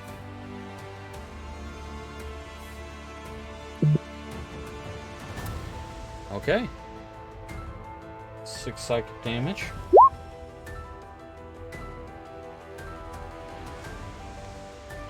With a spell save of 15.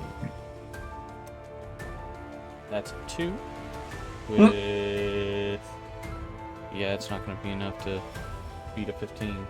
It's not a plus 13 to it. So, take 6 points of psychic damage.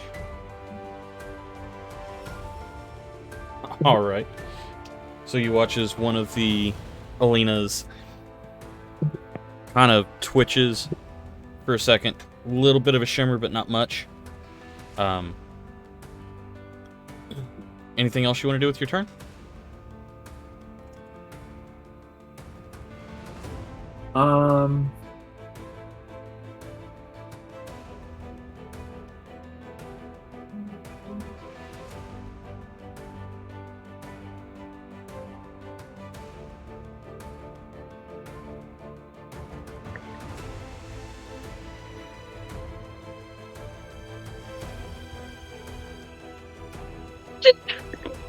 Weird.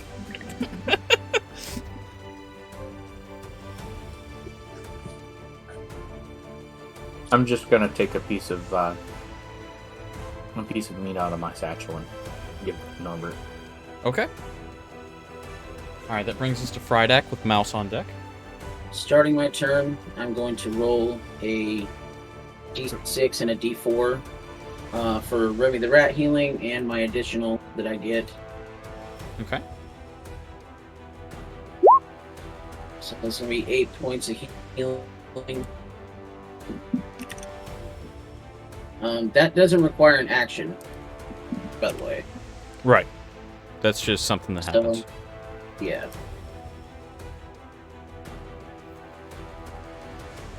So now he has 5 charges left. Come on, please. Yes. 31. Yeah, it's He's pretty going to obvious to you reach which over. one's the real one. He's going to pick up the not Alina, and he's going to hold it in his hands, and he's going to say, "You are not my friend." God. Yes. That'll. That is going to be 10d10 because it's normally 5. Jeez. Okay.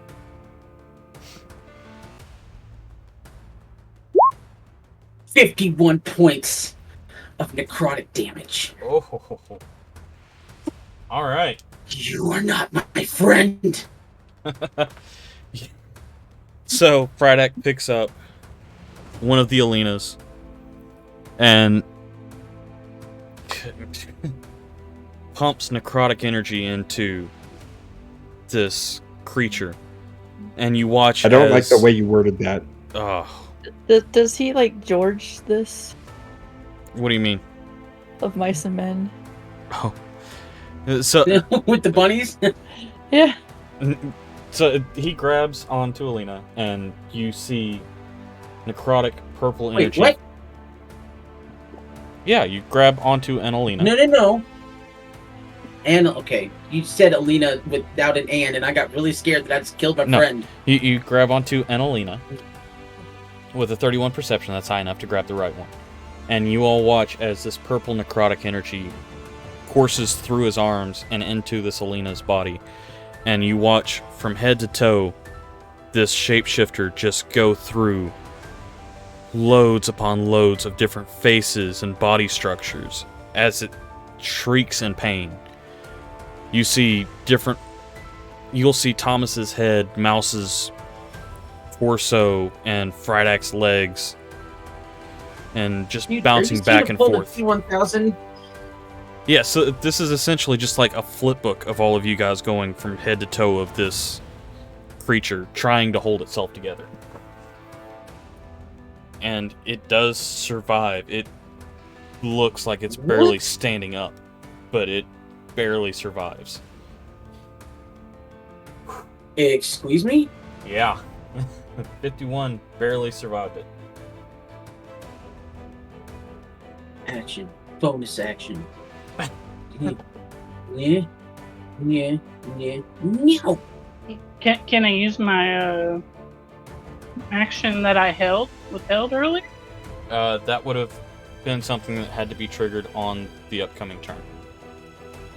Dang. Do you have anything else you can do, Frydek? Use my bonus action to... No, I'm not going to do anything. Are you sure?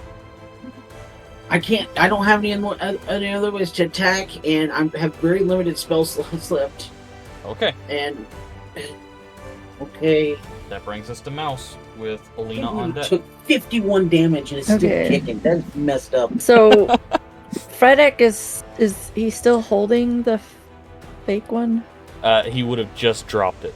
Okay, so they're back to being Alina, right? Yes. Okay.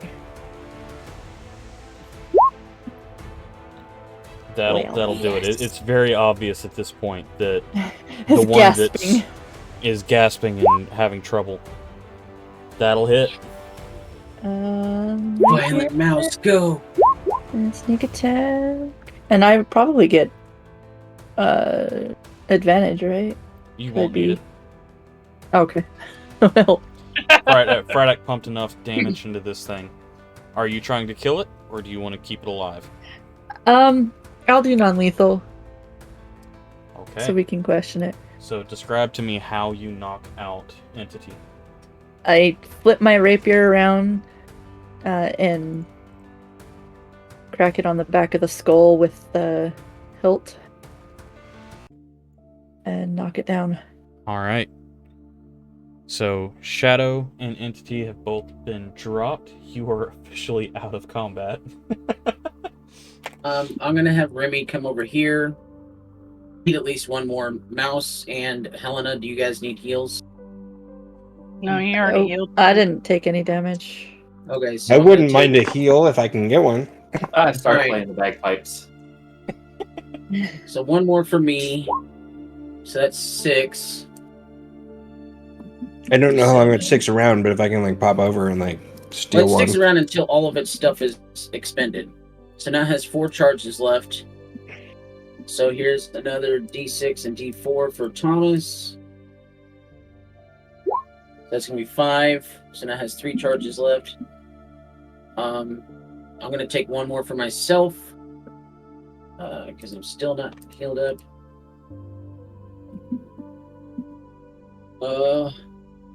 I'm at 30 out of 34.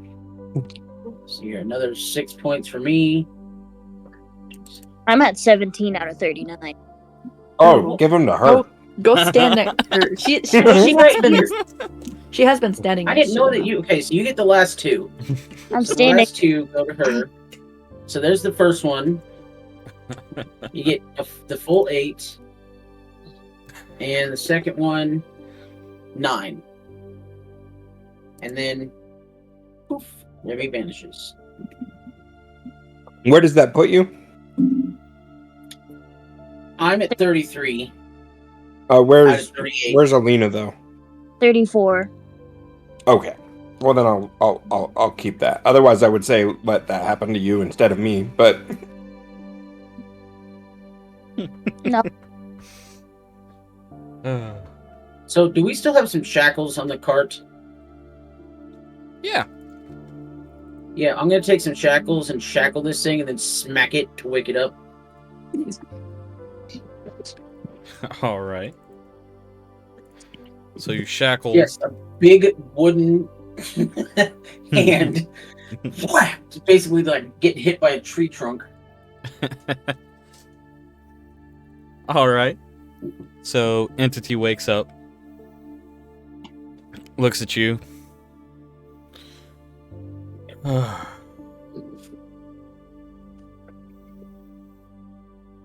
What do you want? Why did you try to kill my friends? You know exactly why I tried to kill your friends. I've been with you the whole time. What are you Mouse talking is about? gonna No. look at You- everybody and be like, "You were. You guys didn't know he was riding with you?" He hasn't been riding with. He's lying. There's no way we would have known. It seems you don't know your friends as well as you thought you did. We were just going to take the girl and deal with her because she hadn't told you anything. But when you gathered us all around the campfire and spilt the story and watched all of you side with her, we knew that you had to die at that point.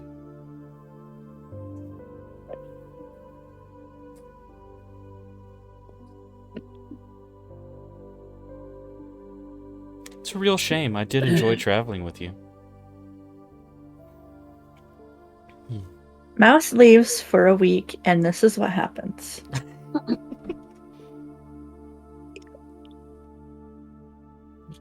leaves for a week? Mouse and Lightlight haven't been here.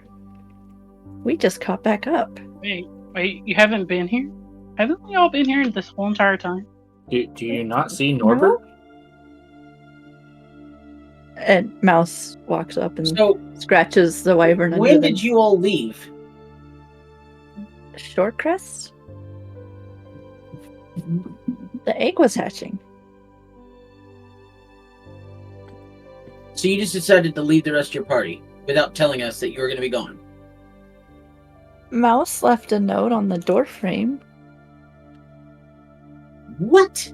Basically, so in her head, she had used Thieves' Cant to scratch a symbol in the door frame, assuming that somebody would realize. But she you growing up around other thieves, she just assumes that everybody knows thieves can't. But that's all the time that she had to leave a note. So she just thought that you would have known. To be fair, you all made it way too easy for us. They even left their bag of holding behind, and all we had to do was grab it and come along with you. Was it Shadow that had that? The other one? Yes, Shadow. Mouse is gonna stomp over and go pick it back up. This is Mouse's. So why is it that you think that Alina needs to die in the first place?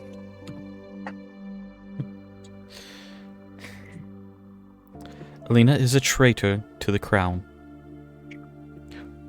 And now, all the Inquisitors know where she is, not just us. Shadow made sure to report on that while we were at the last town.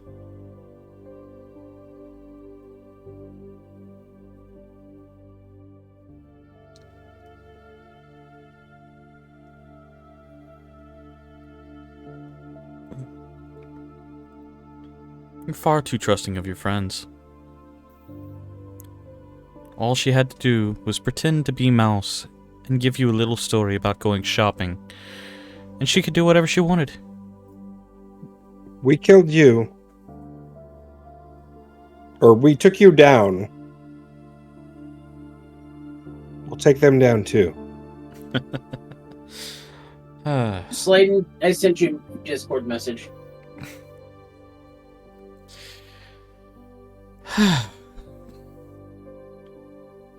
You can think that all you want, but they only get stronger. I'm a trained assassin, but I'm one of the lower ranks of the Inquisitors. Much tougher's on the way. Besides, and shifts into Brother Sharp Eye. 12 will miss. At that point, as soon as I see him turn into Brother Sharp Eye, will swing my sword of vengeance. Okay. That will hit.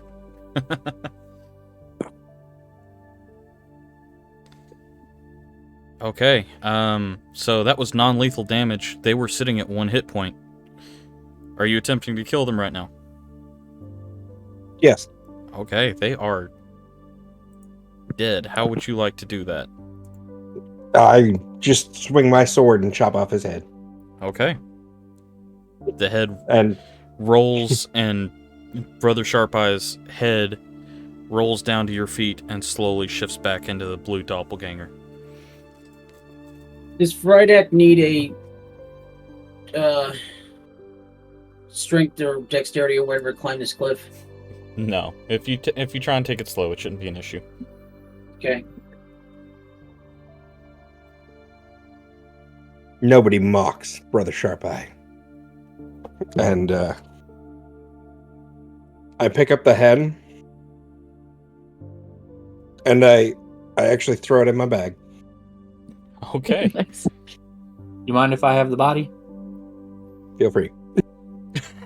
Norbert's hungry. Yeah, I signal to Norbert that it's okay to eat it.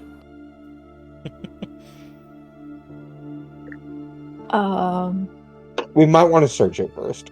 So Uh, so what's going on? Speaking of which, there What's should be 5 dead everybody cockatrices or whatever, Yes.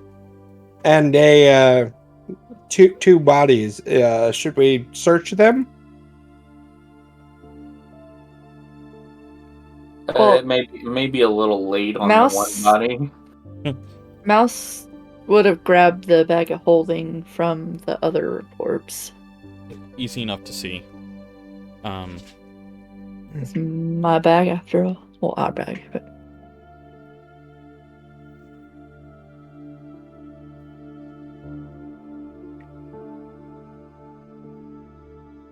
Okay. So what are we doing?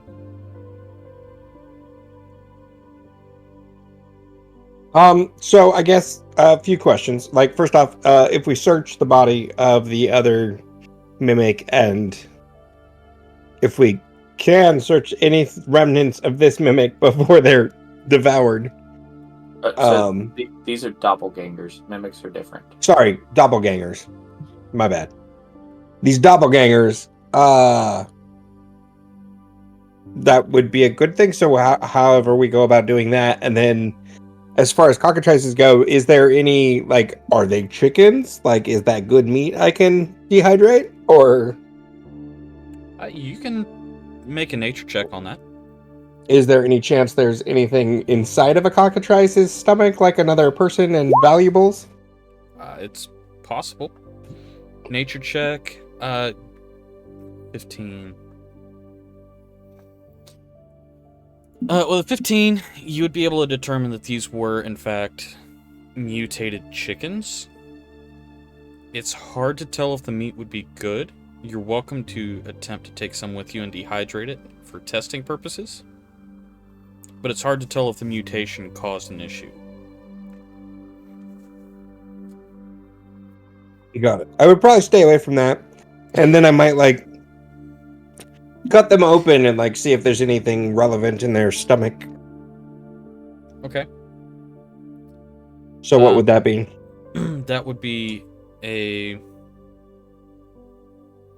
be an investigation check, because you would have already cut through to check on the meat.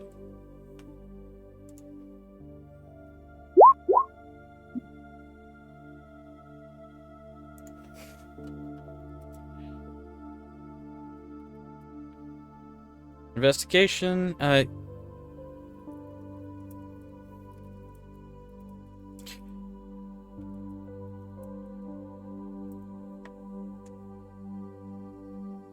so with an investigation, you would be able to find various hard parts of an owlbear. They haven't seemed to find any humanoids as of yet.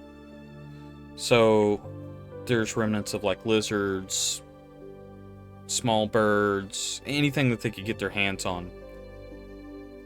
Okay, so nothing really useful, so I'll probably No, just leave that nothing all really behind. useful. Okay. Okay. Okay, anyone else want to do anything?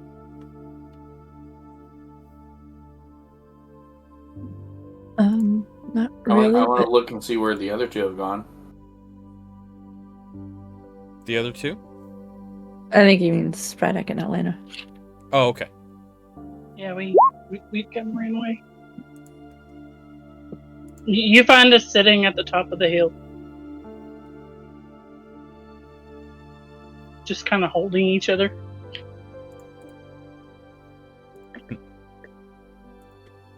So I'm going to fly up there and introduce Norbert.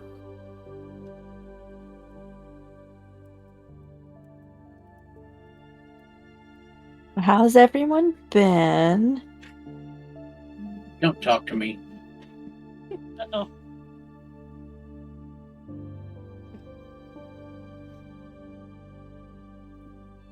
Helena just looks between Braddock and Mouse. Mouse doesn't think she did anything wrong, so she's confused. You left me. But Mouse... You left me. Light I can understand. He's a jerk and only cares about himself. You were my best friend and you left me. And now I found out that the person who I bonded with and taught me how to drive the cart was that thing. And not you.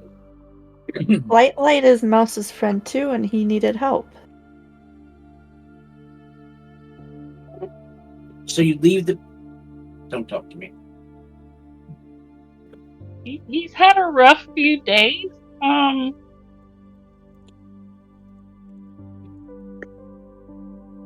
Oh yeah, you don't even know that I'm just a machine that was built by a factory.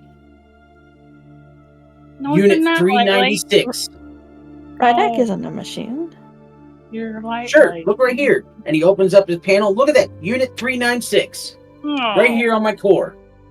Here we go. Just like all the other ones that they pressed out of the factory. You don't even know because you weren't here. Because Norbert wouldn't have moved him. Stupid Norbert.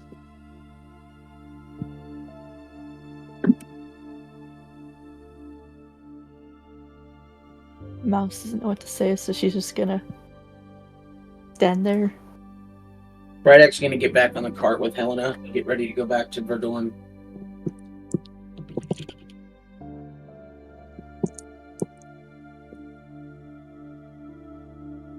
Sighs, and I'll sigh and follow Frederick.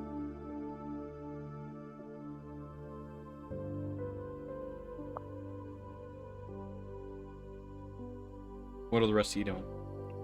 I think we all need a minute. Get on the cart. I'll drive us back. I say that to Mouse and Helena. I mean, sorry, Mouse and Light. I'll hop on the cart.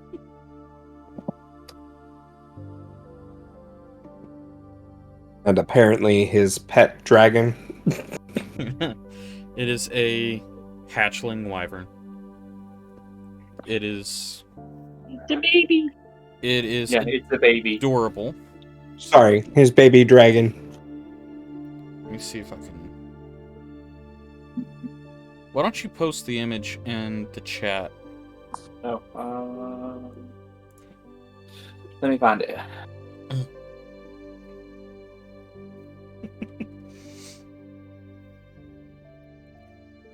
Nope, that's the other one.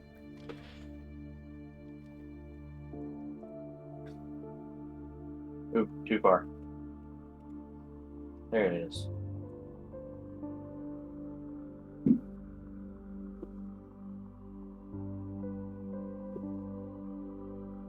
Alright, so you guys have loaded up the carts and are heading back into town.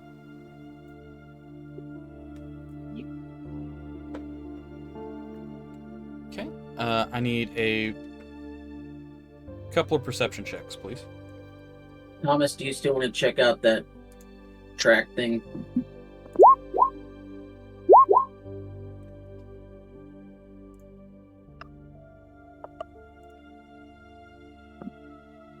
I'm trying to decide whether or not Thomas would have been distracted by this whole incident and forgotten about the track thing.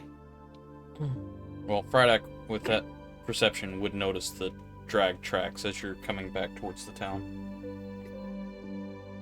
So when we reach the big rut tracks, I'll remind everybody of them. Do you guys want to investigate this, or do you want to go back to town?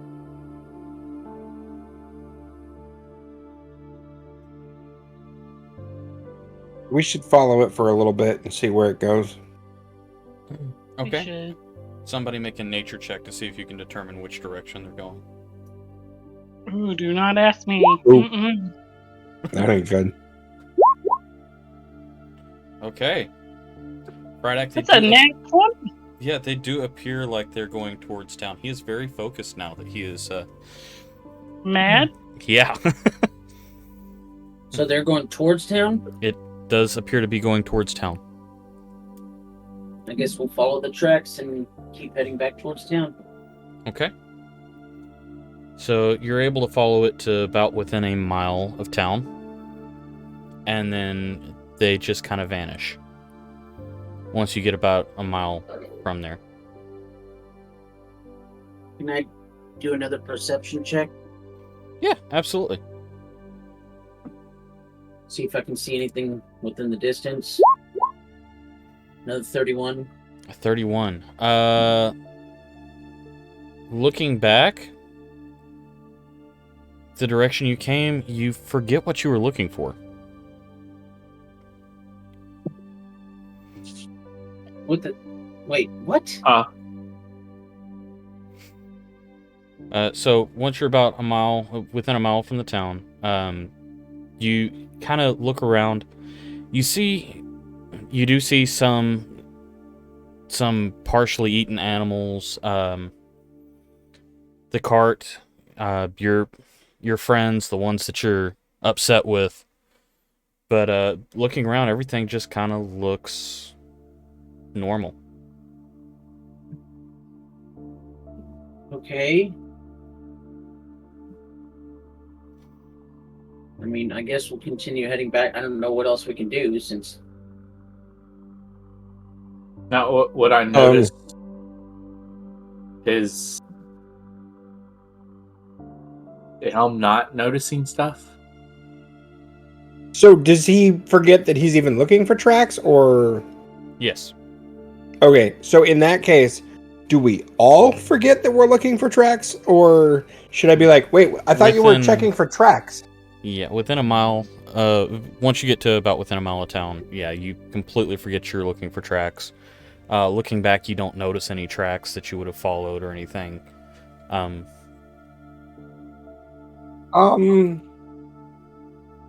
right, I guess we'll just head back to do town. out of Yeah. So, and with the tracks, that would have been we would have stopped to investigate where they ended. Well, as I said, once you get to I guess about a mile from town. Here's Right. a question: is there any sense in my mind that something seems amiss, or something seems off, or is it just so completely? I don't remember. It doesn't matter.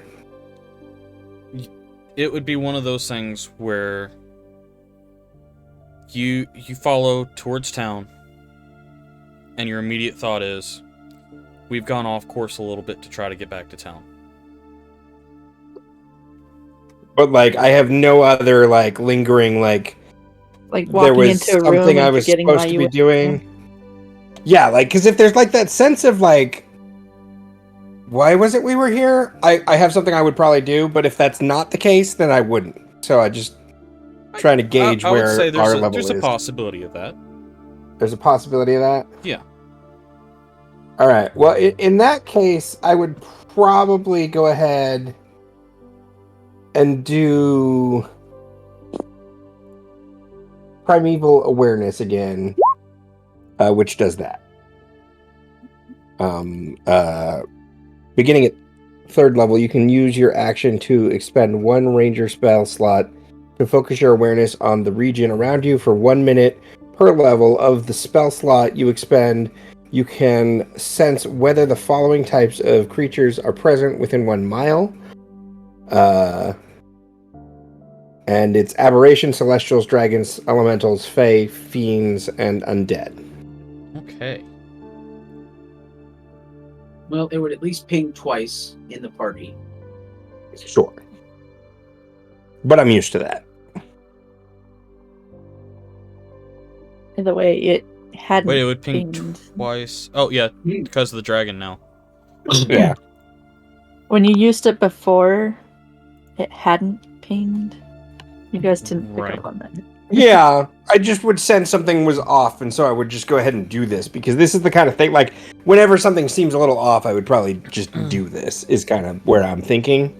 He did this. Because I'm just trying to see if there's anything out there. Last time he did this was 8 miles outside of town. This time you do get a ping towards town. About a mile off. About a mile outside of town. No, about a mile away from where you are. So Towards town, I got a question. Yes. With detect magic, do I have to be within 30 feet of the cast, or is it 30 feet within the effect? I'm sorry, for detect magic? Yes. 30 feet of the object. Also, Frydak, I need you to... I need you to roll a D100 for me. Cool. Huh. 72. 72. Okay, so...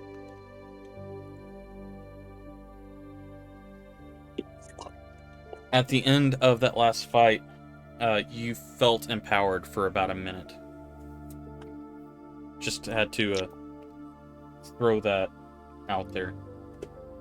So, Okay. having sensed this magic, I would be like, I kind of want to check something out. Do y'all mind going with me? Wait, And what so were we then doing? I start leading into the direction of where I sensed this, Okay. And whatever what level I did sensed. you cast it Can I at? tell what I sensed? I would have cast it at level 2. Okay. It would've Go been level ahead 3. and roll a d100 for me as well. Now I'm scared. Oh, man. 48. 48. All So right. he's making everybody else roll D100s. Let me go ahead and pull my charts up. Really? Really? Okay. I might have to actually. Wait. Nope, there's one right there. Yeah, pull my tempo. There we go. Unicorn pops up 5 feet from you.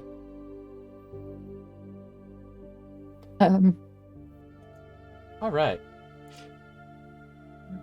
So, you start heading towards town. You are getting a draconic, you're getting a fae, and you're getting an aberration. The draconic and fae are very close to you. The aberration is a mile away. All right, so we Okay. start heading in that direction. Okay, so you're heading towards town. And that will last for 1 minute per spell slot, so last for 2 minutes. And you head towards town. After a minute, the unicorn disappears. Oh, Okay. I want to see. I want to fly up as we're moving forward and see if I can see anything. So at this point, now that I knew where it was, do I still know where I sensed it? You remember that you were heading towards town. But do I remember that I was heading towards a thing that I felt or not? There was definitely a reason you were heading towards town. You don't remember aberration, but you remember there was something that definitely had your interest towards town, and you needed to get there for some reason very quickly. Okay, so unless of course we get stopped before then, as we enter town, I will cast it again. Halfway towards town? As we get to like to the town wall or whatever. Okay. Go ahead and get a map up here. And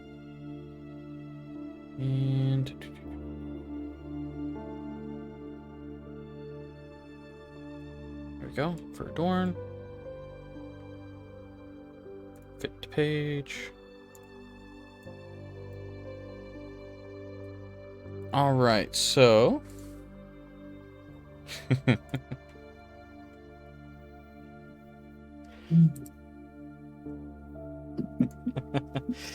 so as you get into town, you would be coming in from, let's see here, for Dorn. This is the north, so you would be coming in from this side over here. from where we are, or Yeah. I thought we went south out of town. Yeah, you would. Well, it's hard to bring you in from the south because that's where your character screens are. Like you'd be coming up from technically way back here, but this is the easiest way to bring it in. Okay, so you all would be coming from this direction over here. That primeval awareness would ping in town. What level are you casting at? You can cast it at level 2 again, which Okay. might be a terrible idea, but I'm going to do it. So for 2 minutes, you do have a sense of a aberration somewhere to the, let's see, eastern side of town. Oh, and eastern is this side, right? Yes. Because this is out flipped. Okay, yeah. Well, did you say this was? I thought you said over here was. This is north. Oh, that's north. Okay. Yes. South is way up here, but you would have come around the back side of town because there is a... Got it. If you look, there's an elevation change. All right. So knowing that it's over there, I would go as quickly as I can that way. I obviously have the cart that I'm controlling. Okay. So I would like get on this road and why are you doing that? Why can't I ping? I'm opening there we go. I would like go along this road and Okay. like as quickly as I can get over here so I can pinpoint it before the spell wears off, but I don't know how far I can get in 2 minutes. So that's you tell me. All right. Taking the cart? Yeah, I would probably stay in the cart and like take it and like make it go as quickly as it can go without falling apart. In 2 minutes, you'd be able to most likely make it across town. You'd have several people looking at you, trying to figure out why you're going so fast, but you would be able to make it roughly over to where the ping is. Okay.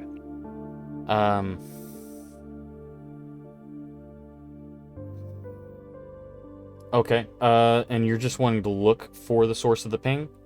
I'm just trying to figure out what is causing this ping and why I'm like getting this alert because I know something's off and I'm wondering if it's whatever this is. Obviously, it could be a friend, but it might be a foe. Okay.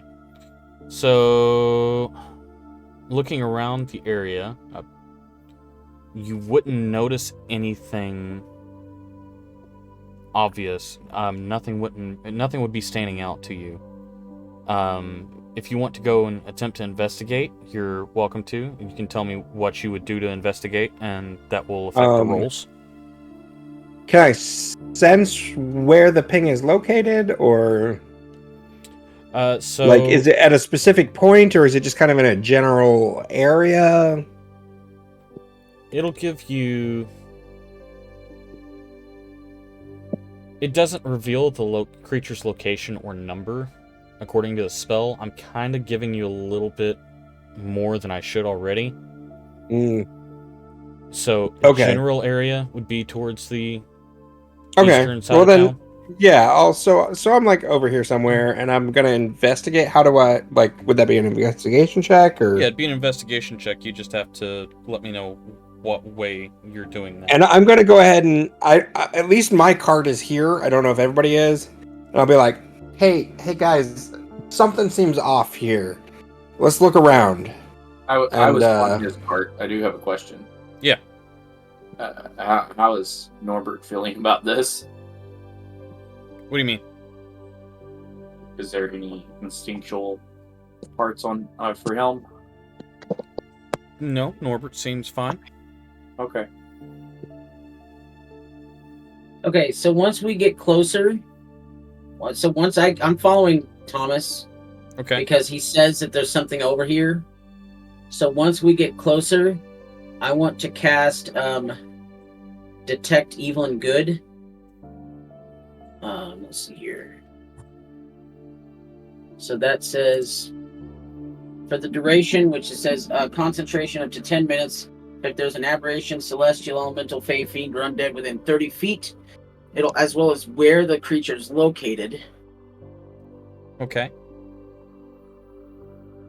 So standing right here, can I tell if it's within 30 feet of me?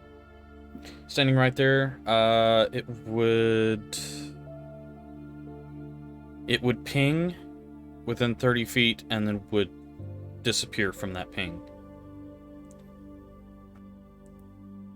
It lasts for 10 minutes. Can I like follow the ping? Yeah, absolutely. It continues to head northward. Northward, so that's this way. Yeah, towards the barracks. And can I tell where the ping is coming from? Yes, you can. So what is it coming from? It is coming from an aberration. So can I... Crap. the aberration that I see pinging, I would like to. Is it a humanoid? So you get a ping. However, you can't see anything. Nothing is showing where the ping is. Okay, how close is it to me right now? Within 30 feet. Within 30 feet? I would like to get as close as I can, like to where I'm standing on top of it. And then I want to do Burning Radiance. Okay. Make a dexterity check first. Dexterity. Saving throw or just check? Make it a saving throw. We'll say a 15. 15. Oh! Wow. Nice. Very nice. Okay, so you do kind of stumble forward over air. You're not entirely sure what caused it. You look back and there's nothing there. But go ahead and do your Word of your spell? Radiance.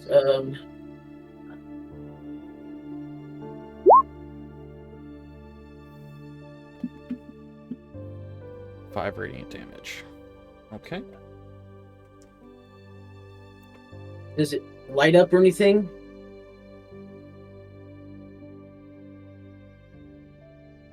Or can I tell? But so I've followed him at this point. Yeah. And So look at your spell description. That I can see. Dang it! Okay, so I will. You would know that, so I will allow you to take that back. Okay. I mean, it's just a cantrip. Okay. Well. So okay. So. Well, so right. I would have seen him trip over nothing. Mm-hmm. Which causes me to cast Fairy Fire. Okay. Alright, Fairy Fire. Each object in a 20-foot cube within range. What are you going to center it on? I'm going to center it on where he tripped. Okay. Frydek, are you still in that area? I mean, I'm still... I guess I tripped over it, so I turned around to look back at what I was tripping on, so I'm within 5 feet of it. Okay, so I need you to make a dex saving throw. And Okay. Well, let me get the dice back out. 10, that's gonna fail. Yes, it is. Spell saves TC is 15, that's a 14 plus a dex. Okay, so that is going to fail, actually.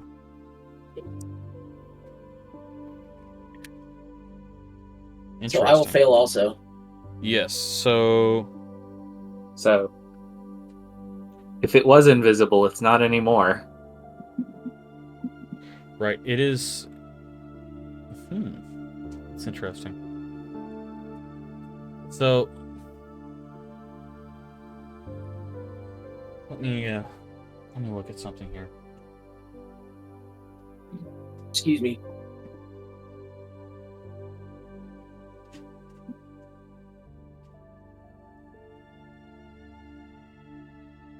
Make a wisdom saving throw, both of you, please.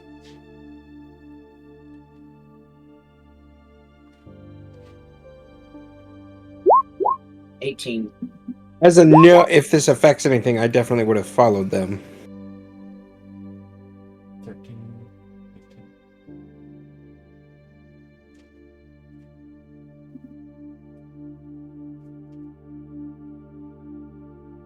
18. I would have too. Okay. Frydek, you do see the outline. Light, you are confused as to why you did anything in that area. It doesn't seem to have affected anything. Frydek, you and you alone see a rather large multi-headed creature. Yep. outline. Okay. Is it? So it's not a humanoid. No, it is not. Okay. I'm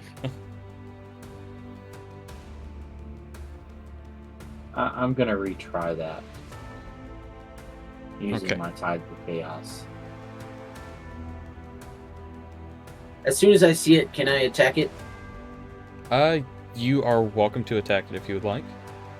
So I'm going to walk up next to it, and I'm going to place my hand upon it, and I'm going to use my last spell slot. Go out in a blaze of fire, and I'm going to cast Eldritch Wounds. And it's another crit. Jeez. That's Wow. Yes. So, This at one was least I cast see at what he's second attacking. level. that's a good spell to. This one was cast at second Crit level. on. So normally it's 4d10, which doubles it to 8d10. Okay. 53 points. And I did more on the 4d10 than on the 8d10 than I did on the 10d10. 53 Really? points Yeah. of necrotic damage. Okay. Math. Oh, Here we go. Oh, what? Alright, like, you know what you need to roll? Oh, That's do I need to roll? that's what the O is for. But I still Yeah. see it. Both of you need to roll. Yeah. Huh? He cast a leveled spell. He needs to roll.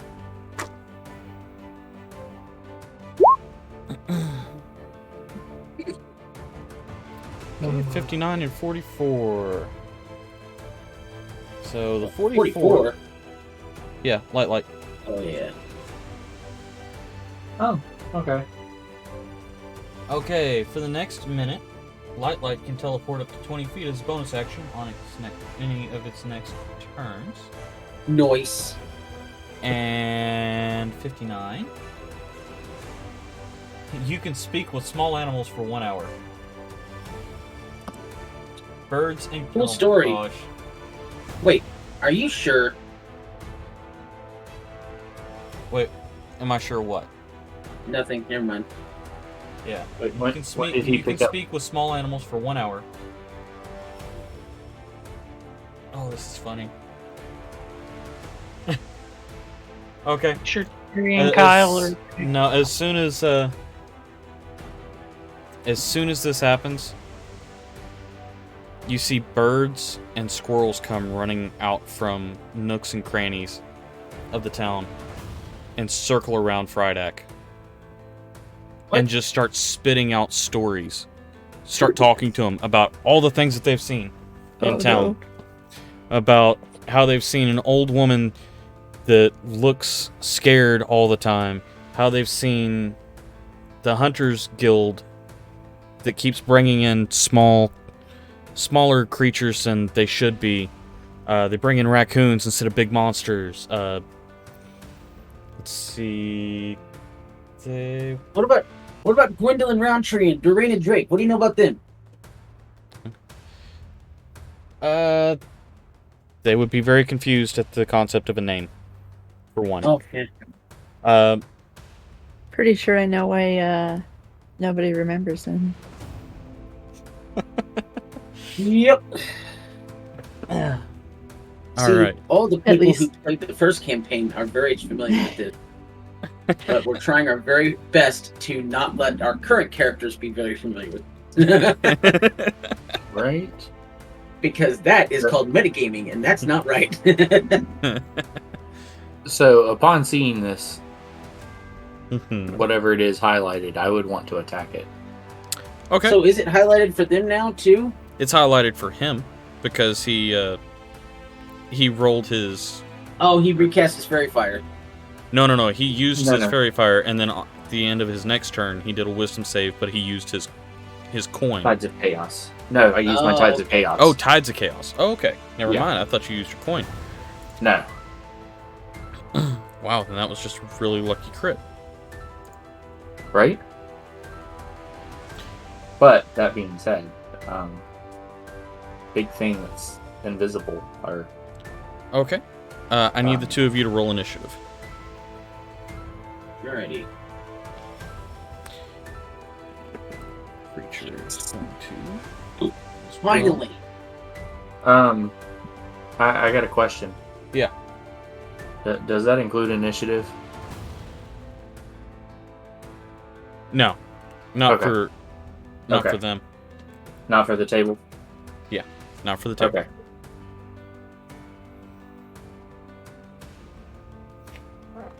All right, and that is.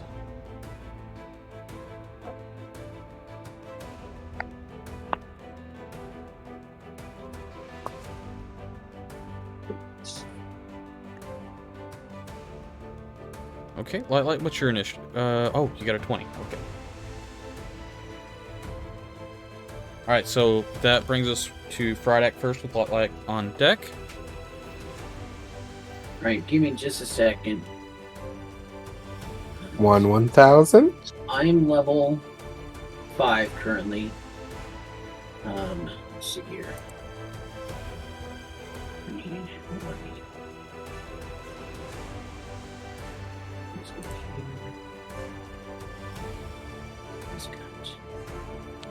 Technically, you're level like 311 or something like that. No, just I'm How only long able to does- cut once. I'm 4-1. How long does Druid Fairy four, Fire five, last? one. How long does what? Fairy Fire last. Minute? 1 minute. Okay. I I think think. it's like 6 rounds. Yeah. No, 10 rounds. Okay, and the highlight on it.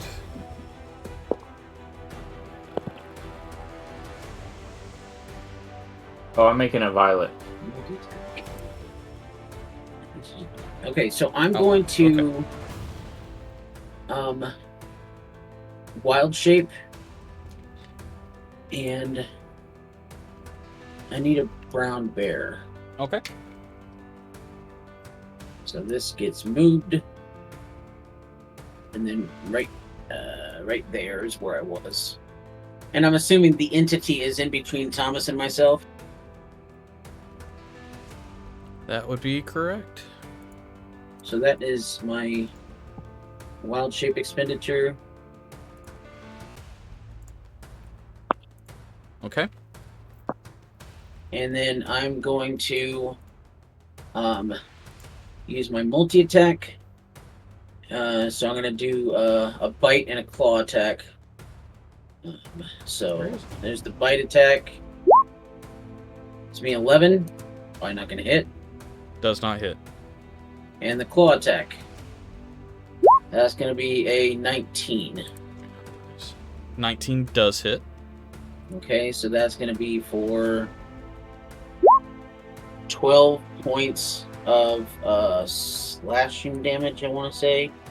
Trying to get back to the... Yeah, 12 points of slashing damage. Oh, So let's see here. second here while I get it pulled out here. Go. Now, the other question is, did Wild Shape count for the other thing? Wild Shape is... It's not technically a It's- spell. Yeah, it's not a spell. It's It's a class feature. a class feature, so it would not. Okay, It does not expend a spell slot, so it would not count. this is true. Yep. Alright, so that is the end of my turn then. Okay. Light. It is now your turn.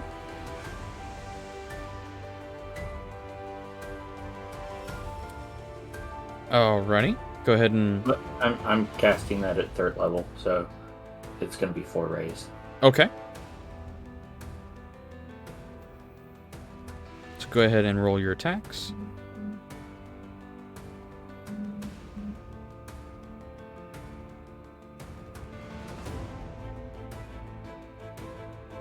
Okay, one of those hits.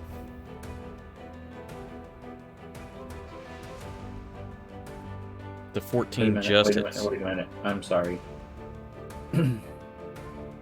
Add 7 to all of those. Ah, Ooh. okay. So it'd be So 20, 21. 3 of those hit.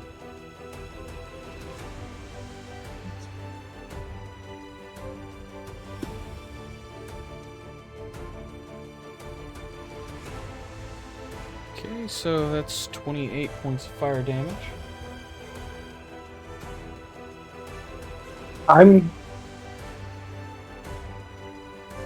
Yes? I'm going to assume no, but I can't. I know it's something I see, so this is why I assume no. But seeing exactly where they're attacking, Make I a can't wisdom saving cast- throw for me. Hunter's Mark, can I? You can make a wisdom saving throw to see if there's something that you're able to discern from this. Probably not. No, unfortunately not. Not on this turn. Had to try. Could he use like the blinded thing and attack with disadvantage just to see if he can make a wild throw and manage to hit it? I mean, he can attempt that.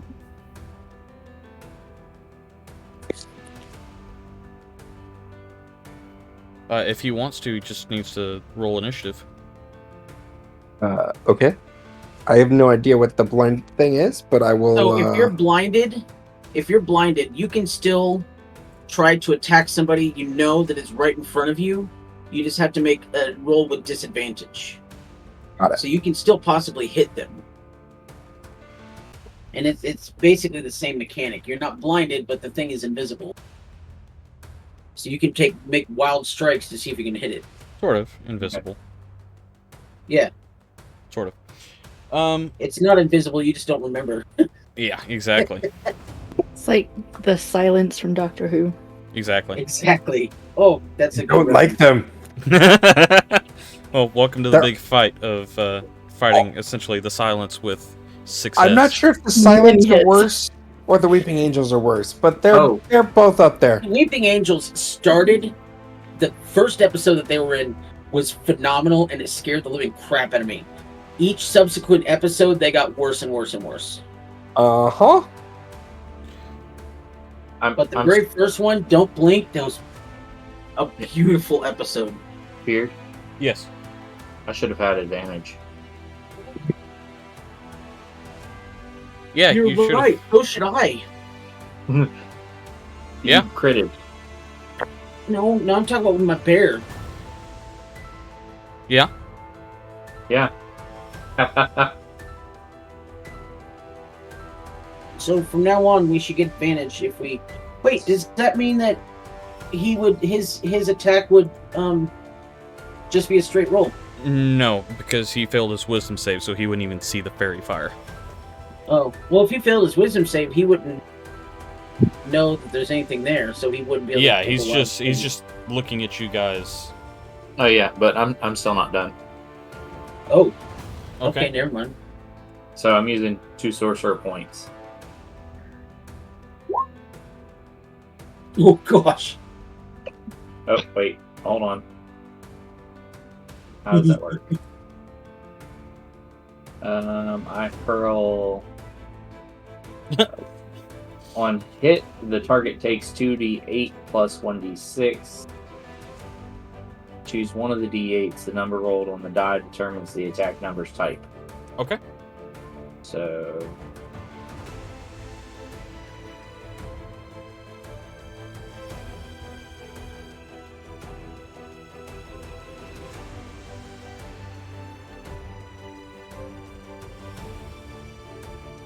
We're gonna do lightning. Okay. So 12 lightning damage? Yep. Alright. Is that the same image you used last time? Because that is terrifying. No, it's not. No, Yeah, it it's looks not. different. I think the one you used last time was like a figurine, like a picture of like a. Yeah, it was. Alright. So at the end of Light's turn, it's going to use a legendary action. Of course it is. And it's going to use a gnawing bite attack. So one of the heads, which we need to figure out how we're going to do that. No, we'll use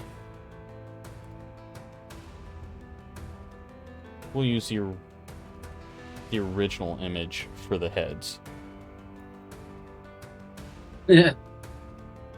Whenever we need heads to pop up. Blech. Oh, not that image. That one.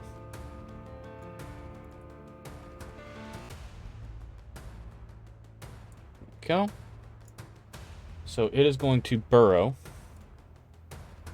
underneath, which means I'm going to put it over here so I don't have to dig it out every time I want to use it.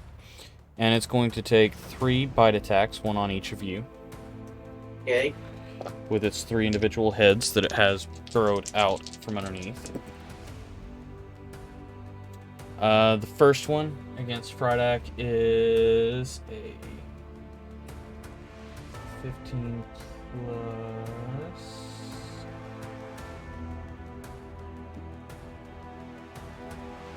Yes, I know it's got... Oh, here we go. 9 bites, so plus 7. So 15 plus 7.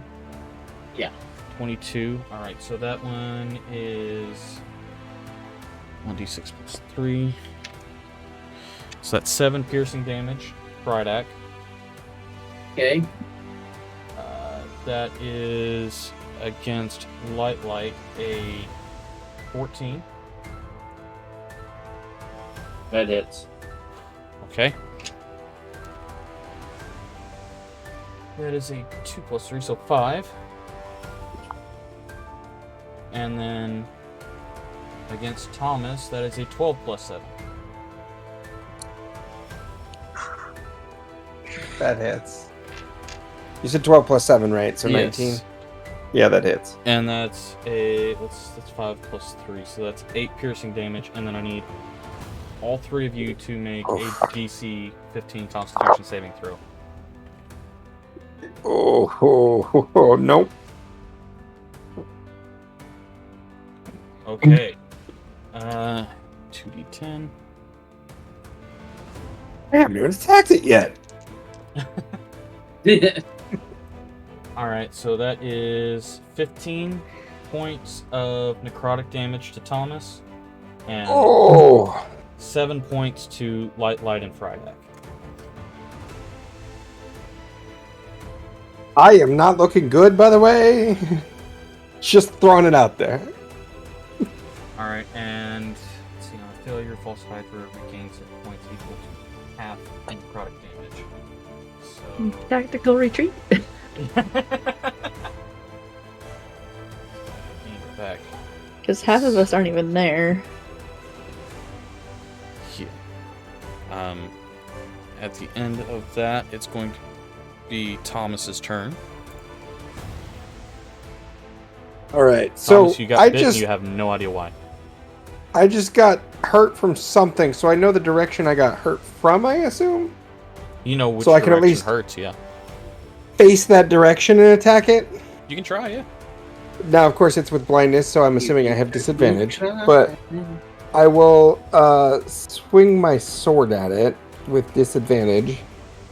Okay. And I'll get a 22. That will cross into the head. I'm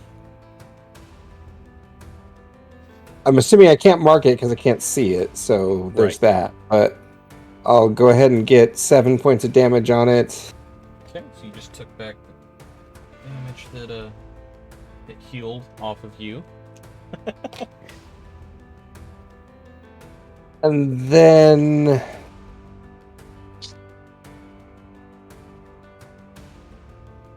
I am going to have to go ahead and do a Cure Wounds on myself, because I need it Okay. with my second action.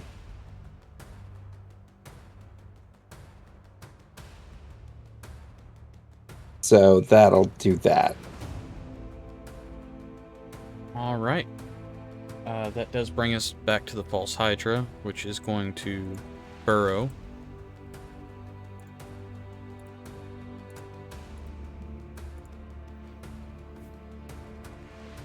Let's see. So, Fairy Fire, fortunately, will not work underground. the false Hydra has retreated after being hit. It did not like being hit. And it leaves the three of you very confused about what has just happened.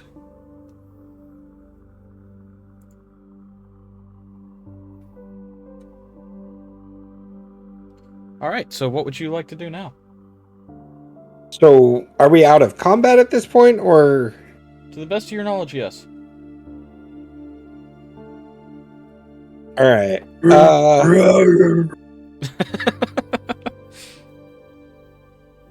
So I would probably try to regroup with everybody else. Sorry about that. Did you guys see that? And I forgot I was still in bear form.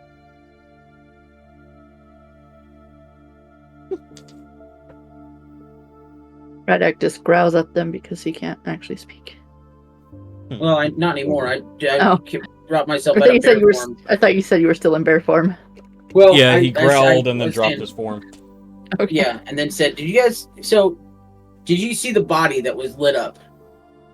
Because all those things that hit us were heads, and they were attached to this big giant body. And then the body went into the ground and vanished, and now we can't see it anymore. But whatever that thing that light hit it with, it made it light up for a little bit. Well, okay, so not to be that person, how much do we remember of this fight? Do we remember the fight? I do need everybody to make a wisdom saving throw again to find out if you even remember this happening. I probably have no idea. Ow, I hurt. I don't know why. 17. Friedak, Did you you still fall down remember. some stairs? It's locked in your memory banks, Friedak. The rest of you have no idea what he's talking about. You just know that you're hurting. There's something What? here. What happened? I can't, I'm out of spells. I'm completely out of spells. I don't think that we can afford to do a long rest. I mean, technically, this thing has been here, and when we were here last time, it was already here based on what we've heard. So, sorry, So- out of character, by the way. Yeah. Um, Now that Friedak, considering everything that's happened, considering what he just saw, the people that are missing, would Friedak and all the things that the squirrels told him, would he be able to do like a history or some kind, or like a survival or some kind of check to see if he can figure out what this is so we can tell everybody? Do I even believe him? You can make an insight check on it, and Friedak, you can make persuasion. Friedak, you could either do a history check, or you could attempt to... Yeah, you could do a history check.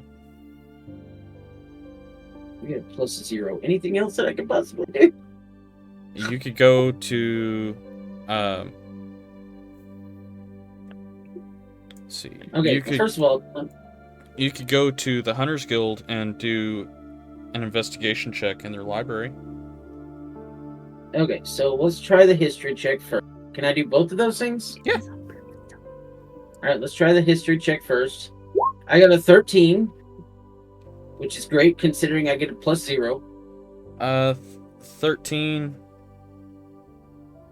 You would... Basically, the only thing you would be able to discern off of that is that it is an aberration, and it is otherworldly. Okay. I would like to go to the Hunters Guild then. Okay. And I would like to search their library. Okay. just ask Siri. Oh, gosh. Alright. So Siri walks up to the Investigation. front desk. No. Please don't fail me.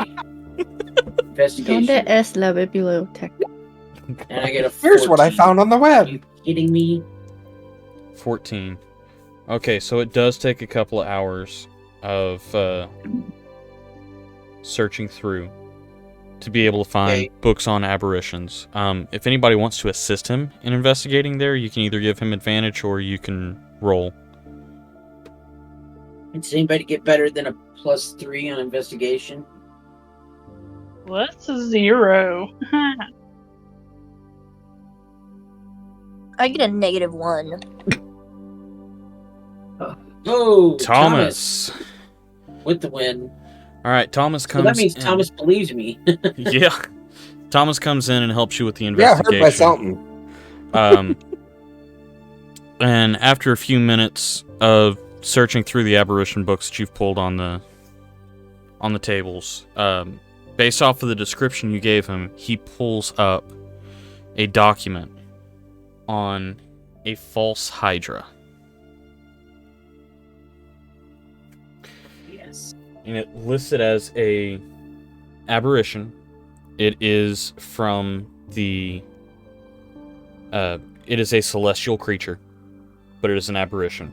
So it is from space. To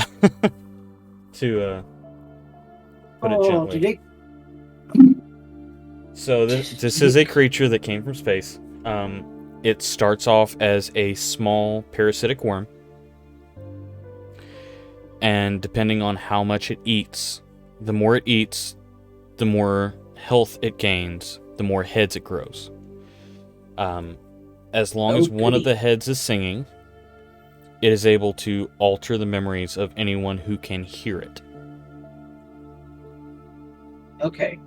So as long as the song is going on, anything that can hear it is potentially put under the spell. Is Or the does anybody- meteorite related to this thing? There's a strong I mean, possibility. it comes from space, so that sounds reasonable. Random question: does anybody have like cone of silence? No. Didn't the squirrels tell me about an old lady who was scared? Yes, they did. Where was she? Did they tell me where she was? Let me get this pulled up here.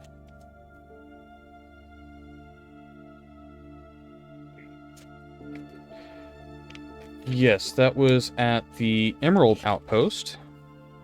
So Friday's just gonna take that book, and he's gonna go over to the Emerald Outpost, and he's gonna talk to the old lady. Okay.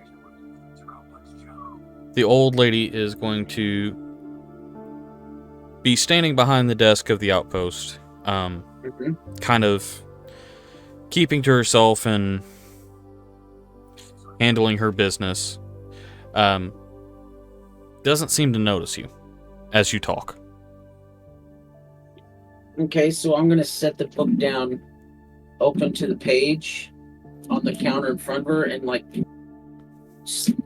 knock on the counter. Okay. The vibrations do seem to make her take notice, and she looks up a little bit shocked, and then looks down at the book and kind of cowers back a little bit. It screams as well as a 90-year-old lady can. It's a weak scream, but kind of clutches at her chest and backs up. I'm gonna put my hands up, like do the I mean you no harm, and then I'm gonna. This is Frydak's attempt at sign language. He's gonna point at his eye holes and then point at the page. Eye holes, page. Okay, she's gonna kind of look at you and go, "You've seen it too?" Hold on a second. Is there like paper and quill nearby? Yeah. There's a guest book on the counter. Okay, so he'll flip to the back of the guest book and then just write out, "Do you know what this is?" No, I don't know what it is, but it's been around here for about a week and a half now. Did it come shortly after the rock fell from the sky? Yes, it did. Do you know Gwendolyn Roundtree? Yes, she's a lovely woman. I've known her ever since Ever since her parents had her. And then he'll just write out Dorena Drake, question mark. Yes, they both have taken gear down to the next town for me. Why does no one else remember them? I don't know why no one would remember them. They've been part of this town for close to 2 decades. Is Gavin related to Gwendolyn? Yes, Gavin is her father. I spoke to Gavin. He had no idea what that name was. I don't understand. Can this creature affect memory? I honestly don't know. I don't know what this is. Could I tell from the book? Yes, so the book does state that as long as the song is being sung, that anything within it in its reach would, first off, not notice that the creature is there, not notice anything relating to the creature, so any kind of damage that's been done to the town, any kind of drag marks from the body being pulled across, any kind of blood from victims, any kind of any kind of signs of the creature, like left behind flesh from peeling or noises made by the creature, would be completely unnoticed. What does she sell here? What's that? What kind of stuff did they sell at the outpost? It's Or a do they general sell store. anything? Okay, so do they sell like cotton batting? Yeah, they've got cotton Okay, They got what now? They've got cotton batting. or padding. So I'm gonna throw a couple gold coins on her countertop and grab a whole bunch of the cotton batting and hand it out to everyone and tell everyone to stuff it in their ears until they can't hear anything.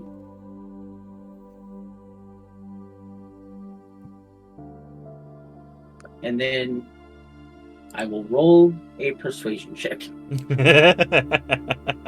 which I am terrible at. I rolled an 8. We converse before I rolled we a 10. deafen ourselves? Okay, so I will tell them.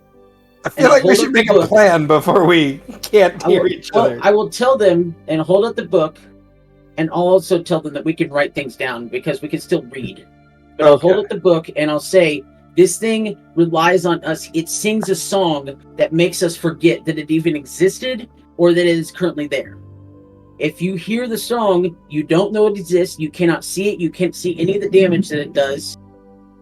And lightning just struck really close to my house. But so if we can't, how could you possibly know that? We're so far from.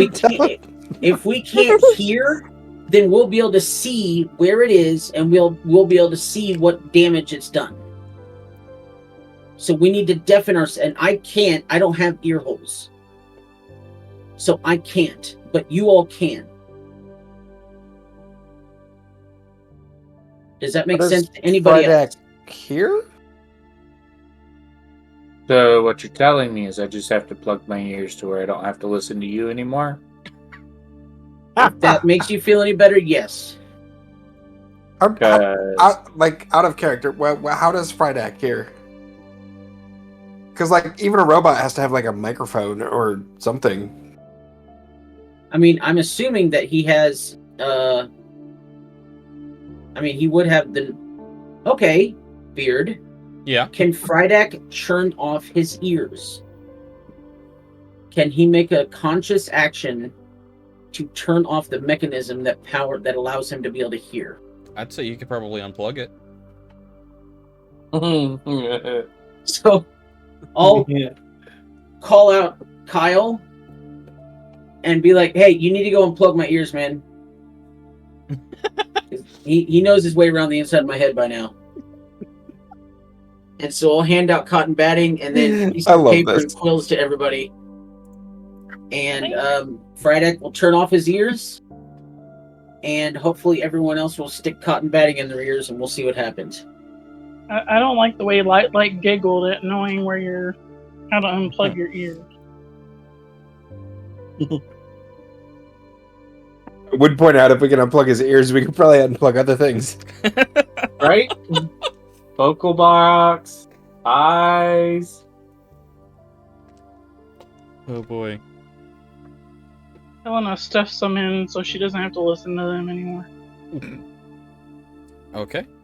So I'm going to allow you all to verbally plan out what you write down. So when we talk, it's as if we're writing everything down. Yes. Also means we have to be within range of it, or we can't Yeah. hear it, see it, read it, whatever. So we're all just at this old lady's shop right now? Yeah, the Emerald Outpost. Technically, it's here. So who believes it's safe to take a rest? Well, so here's the other question. Once we plug our ears, and once I've turned off my ears, if we look outside, can we see destruction now? Yes. Yes, if you look outside, you can see several burrows leading up to locations. From the Emerald Outpost, you would be seeing, let's see, trying to figure out what you'd be able to see. You would see burrows to all of the central market stalls. Several of the stalls have damage done to the pieces out front. There are blood stains in in all of the market stalls. There are small shreds of scales on multiple buildings where things have dragged past it. That would be all you'd be able to see from the Emerald Outpost. So the other question is, like D-Wild's suggested, can we hole up in the outpost and try to get in a long rest? You're absolutely welcome to try. You have been here before with the False Hydra in town.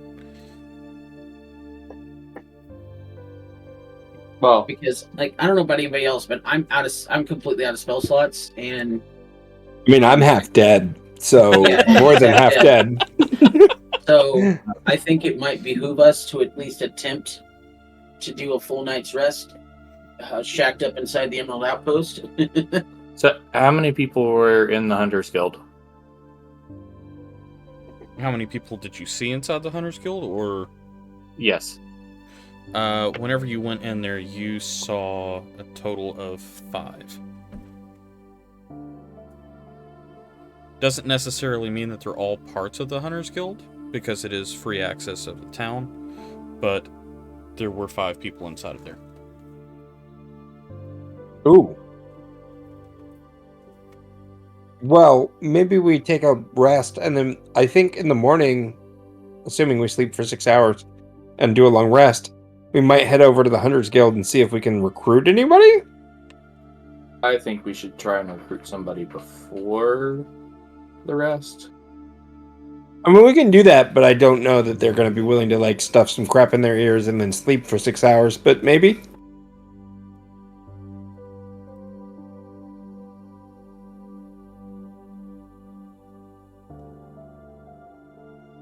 I feel that if we go to sleep now, no one will be there. Fair. So you think it'll kill them during the night? Yeah. I mean, who's got the best persuasion? I think that would be me. I got a +7. Just barely more than me. I have a +6. Jeez. So maybe we should go over there tonight, bring the book and the cotton batting and some paper and quills, and then you use the book and everything, explain what's going on, see who would be willing, and then we can all take a long rest together and see what happens. All right. Thomas Hello, is what down do to you try think? that.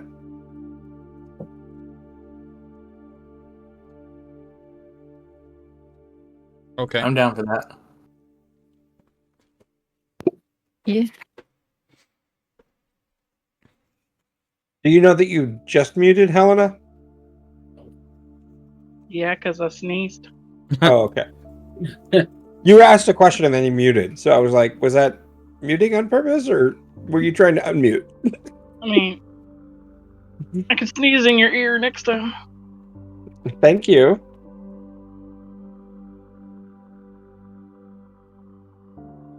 Are you good with the plan? Yeah. Cool. Sounds good with me. All right, so now that we can see, we'll make our way, kind of try to get over there and stay away from the Hydra as we make our way back over the Hunters Guild. Okay.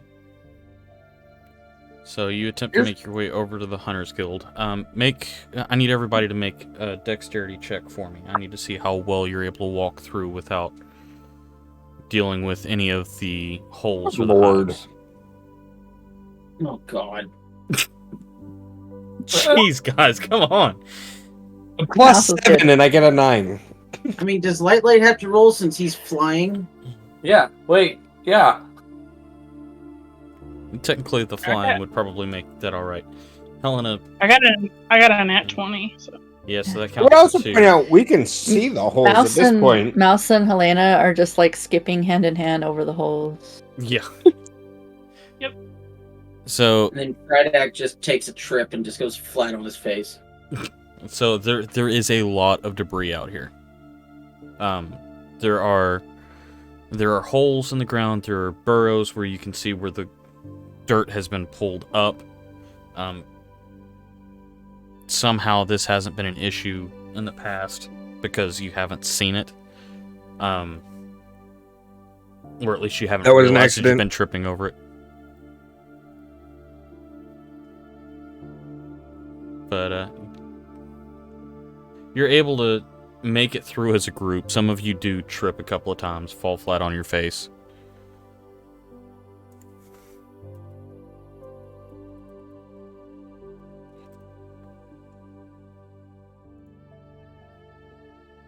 All right. So you make your way over to I make think your way over to the Norbert Hunters Guild. stay with me. I'll take Norbert if he's going to keep falling on his face.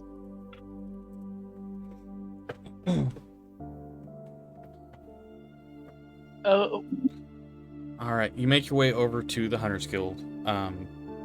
Who's going to be the one that looks for?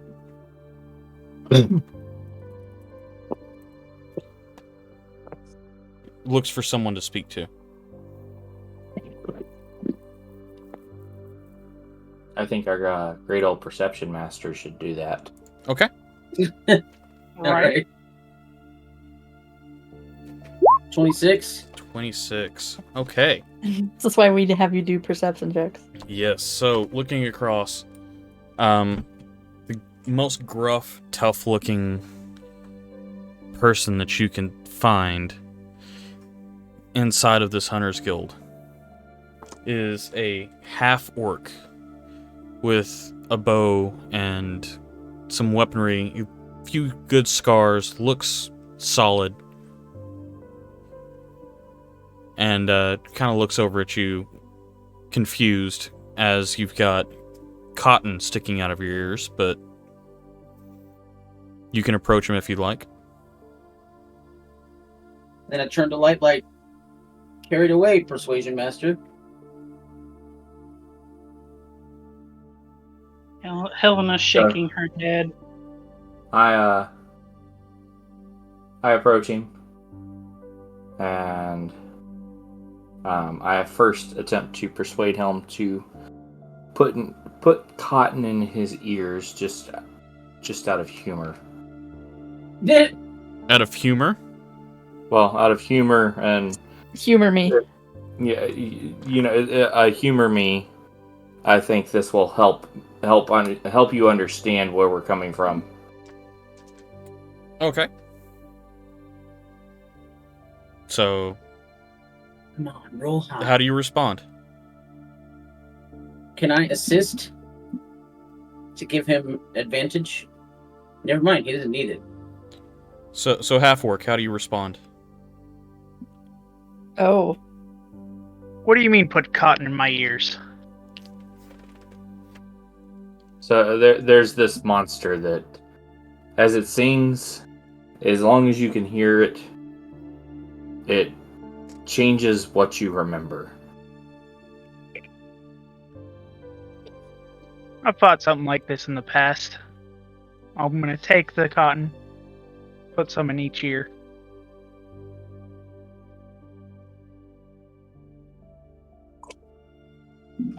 As you So- stick the cotton in your ears and look around, you do see damage and destruction across the front of the marketplace.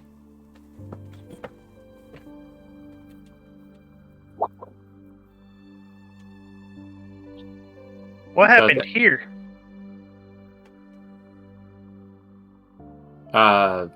Well, we looked it up in one of the books from the Hunters Guild, and it says that it's a false Hydra.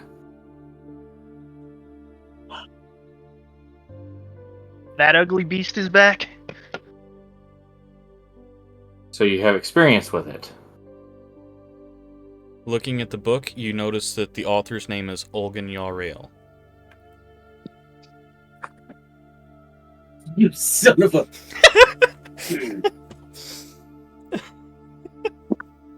Maybe just a little bit. So, have you found it yet? We encountered it, and it ran. Well, it seems like this one might be smarter than the last, running away. We need to take a long rest before we attempt to attack it again. Several of us are half dead, and a lot of us are fully out of spell slots. We'll just say weakened, because I don't know what spell slots are. You're more than welcome to rest here. I can keep watch while y'all rest. I technically don't need to rest While per we- se. I'll go to While we rest, can you perhaps also recruit any of your fellow comrades? This lot, they're not going to be of any help. Every bow counts. We got more cotton.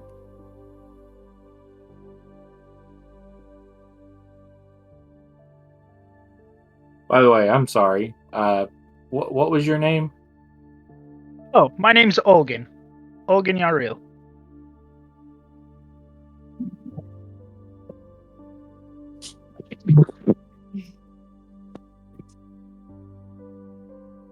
I look at to the other people in the party, and I point at the name on the book.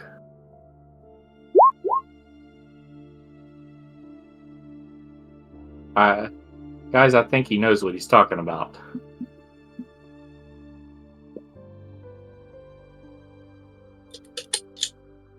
Like I said, I've dealt with a few of them.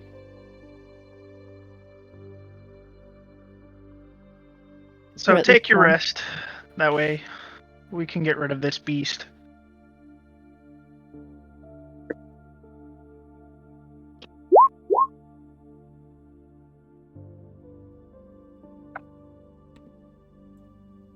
Olgan, would you have mentioned Jup in the book? Jeff wasn't around during that. Not during I that don't- portion, no. Yeah. In the beginning of the book, it would have said in memory In of dedication. in dedication to Jip. Yep.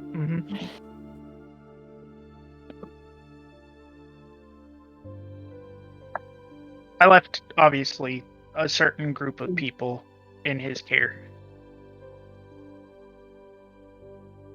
The orc. So, are we going to take a long rest then? I'd say we are, yeah. And wherever we go, Frydek is going to basically place himself between Helena and Olgan. But I can actually keep watch with you. I don't need rest per se. I just go into a state where I'm not technically unconscious. I'm awake and I'm alert, but I just need to do that for 6 hours, and then I'll be good to go. So I can help you keep watch. Good to know. There's beds over here. Y'all are more than welcome to use them. Thank you.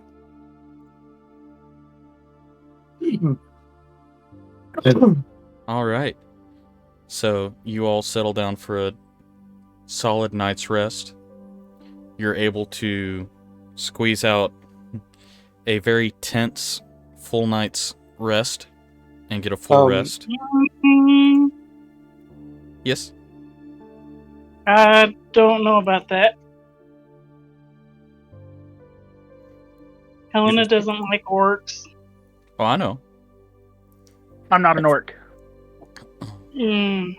and I'll make that distinction very clear to you. Question before we get too far. I know in the past we've had some hard outs. Is there any hard outs tonight? What do you mean? Time-wise. I don't want us to go too late if anybody has, like, Oh, I was about to call it. Oh, okay. Unless Never you mind. guys want to continue pushing forward as a full group. Honestly, this fight's probably going to last a while, so it's probably a good point to stop. Yeah. So you're able to have your long rest. You awake the next morning, somewhat ready to fight this battle. And that's With an extra level? No. And that's where we're going to call it for tonight.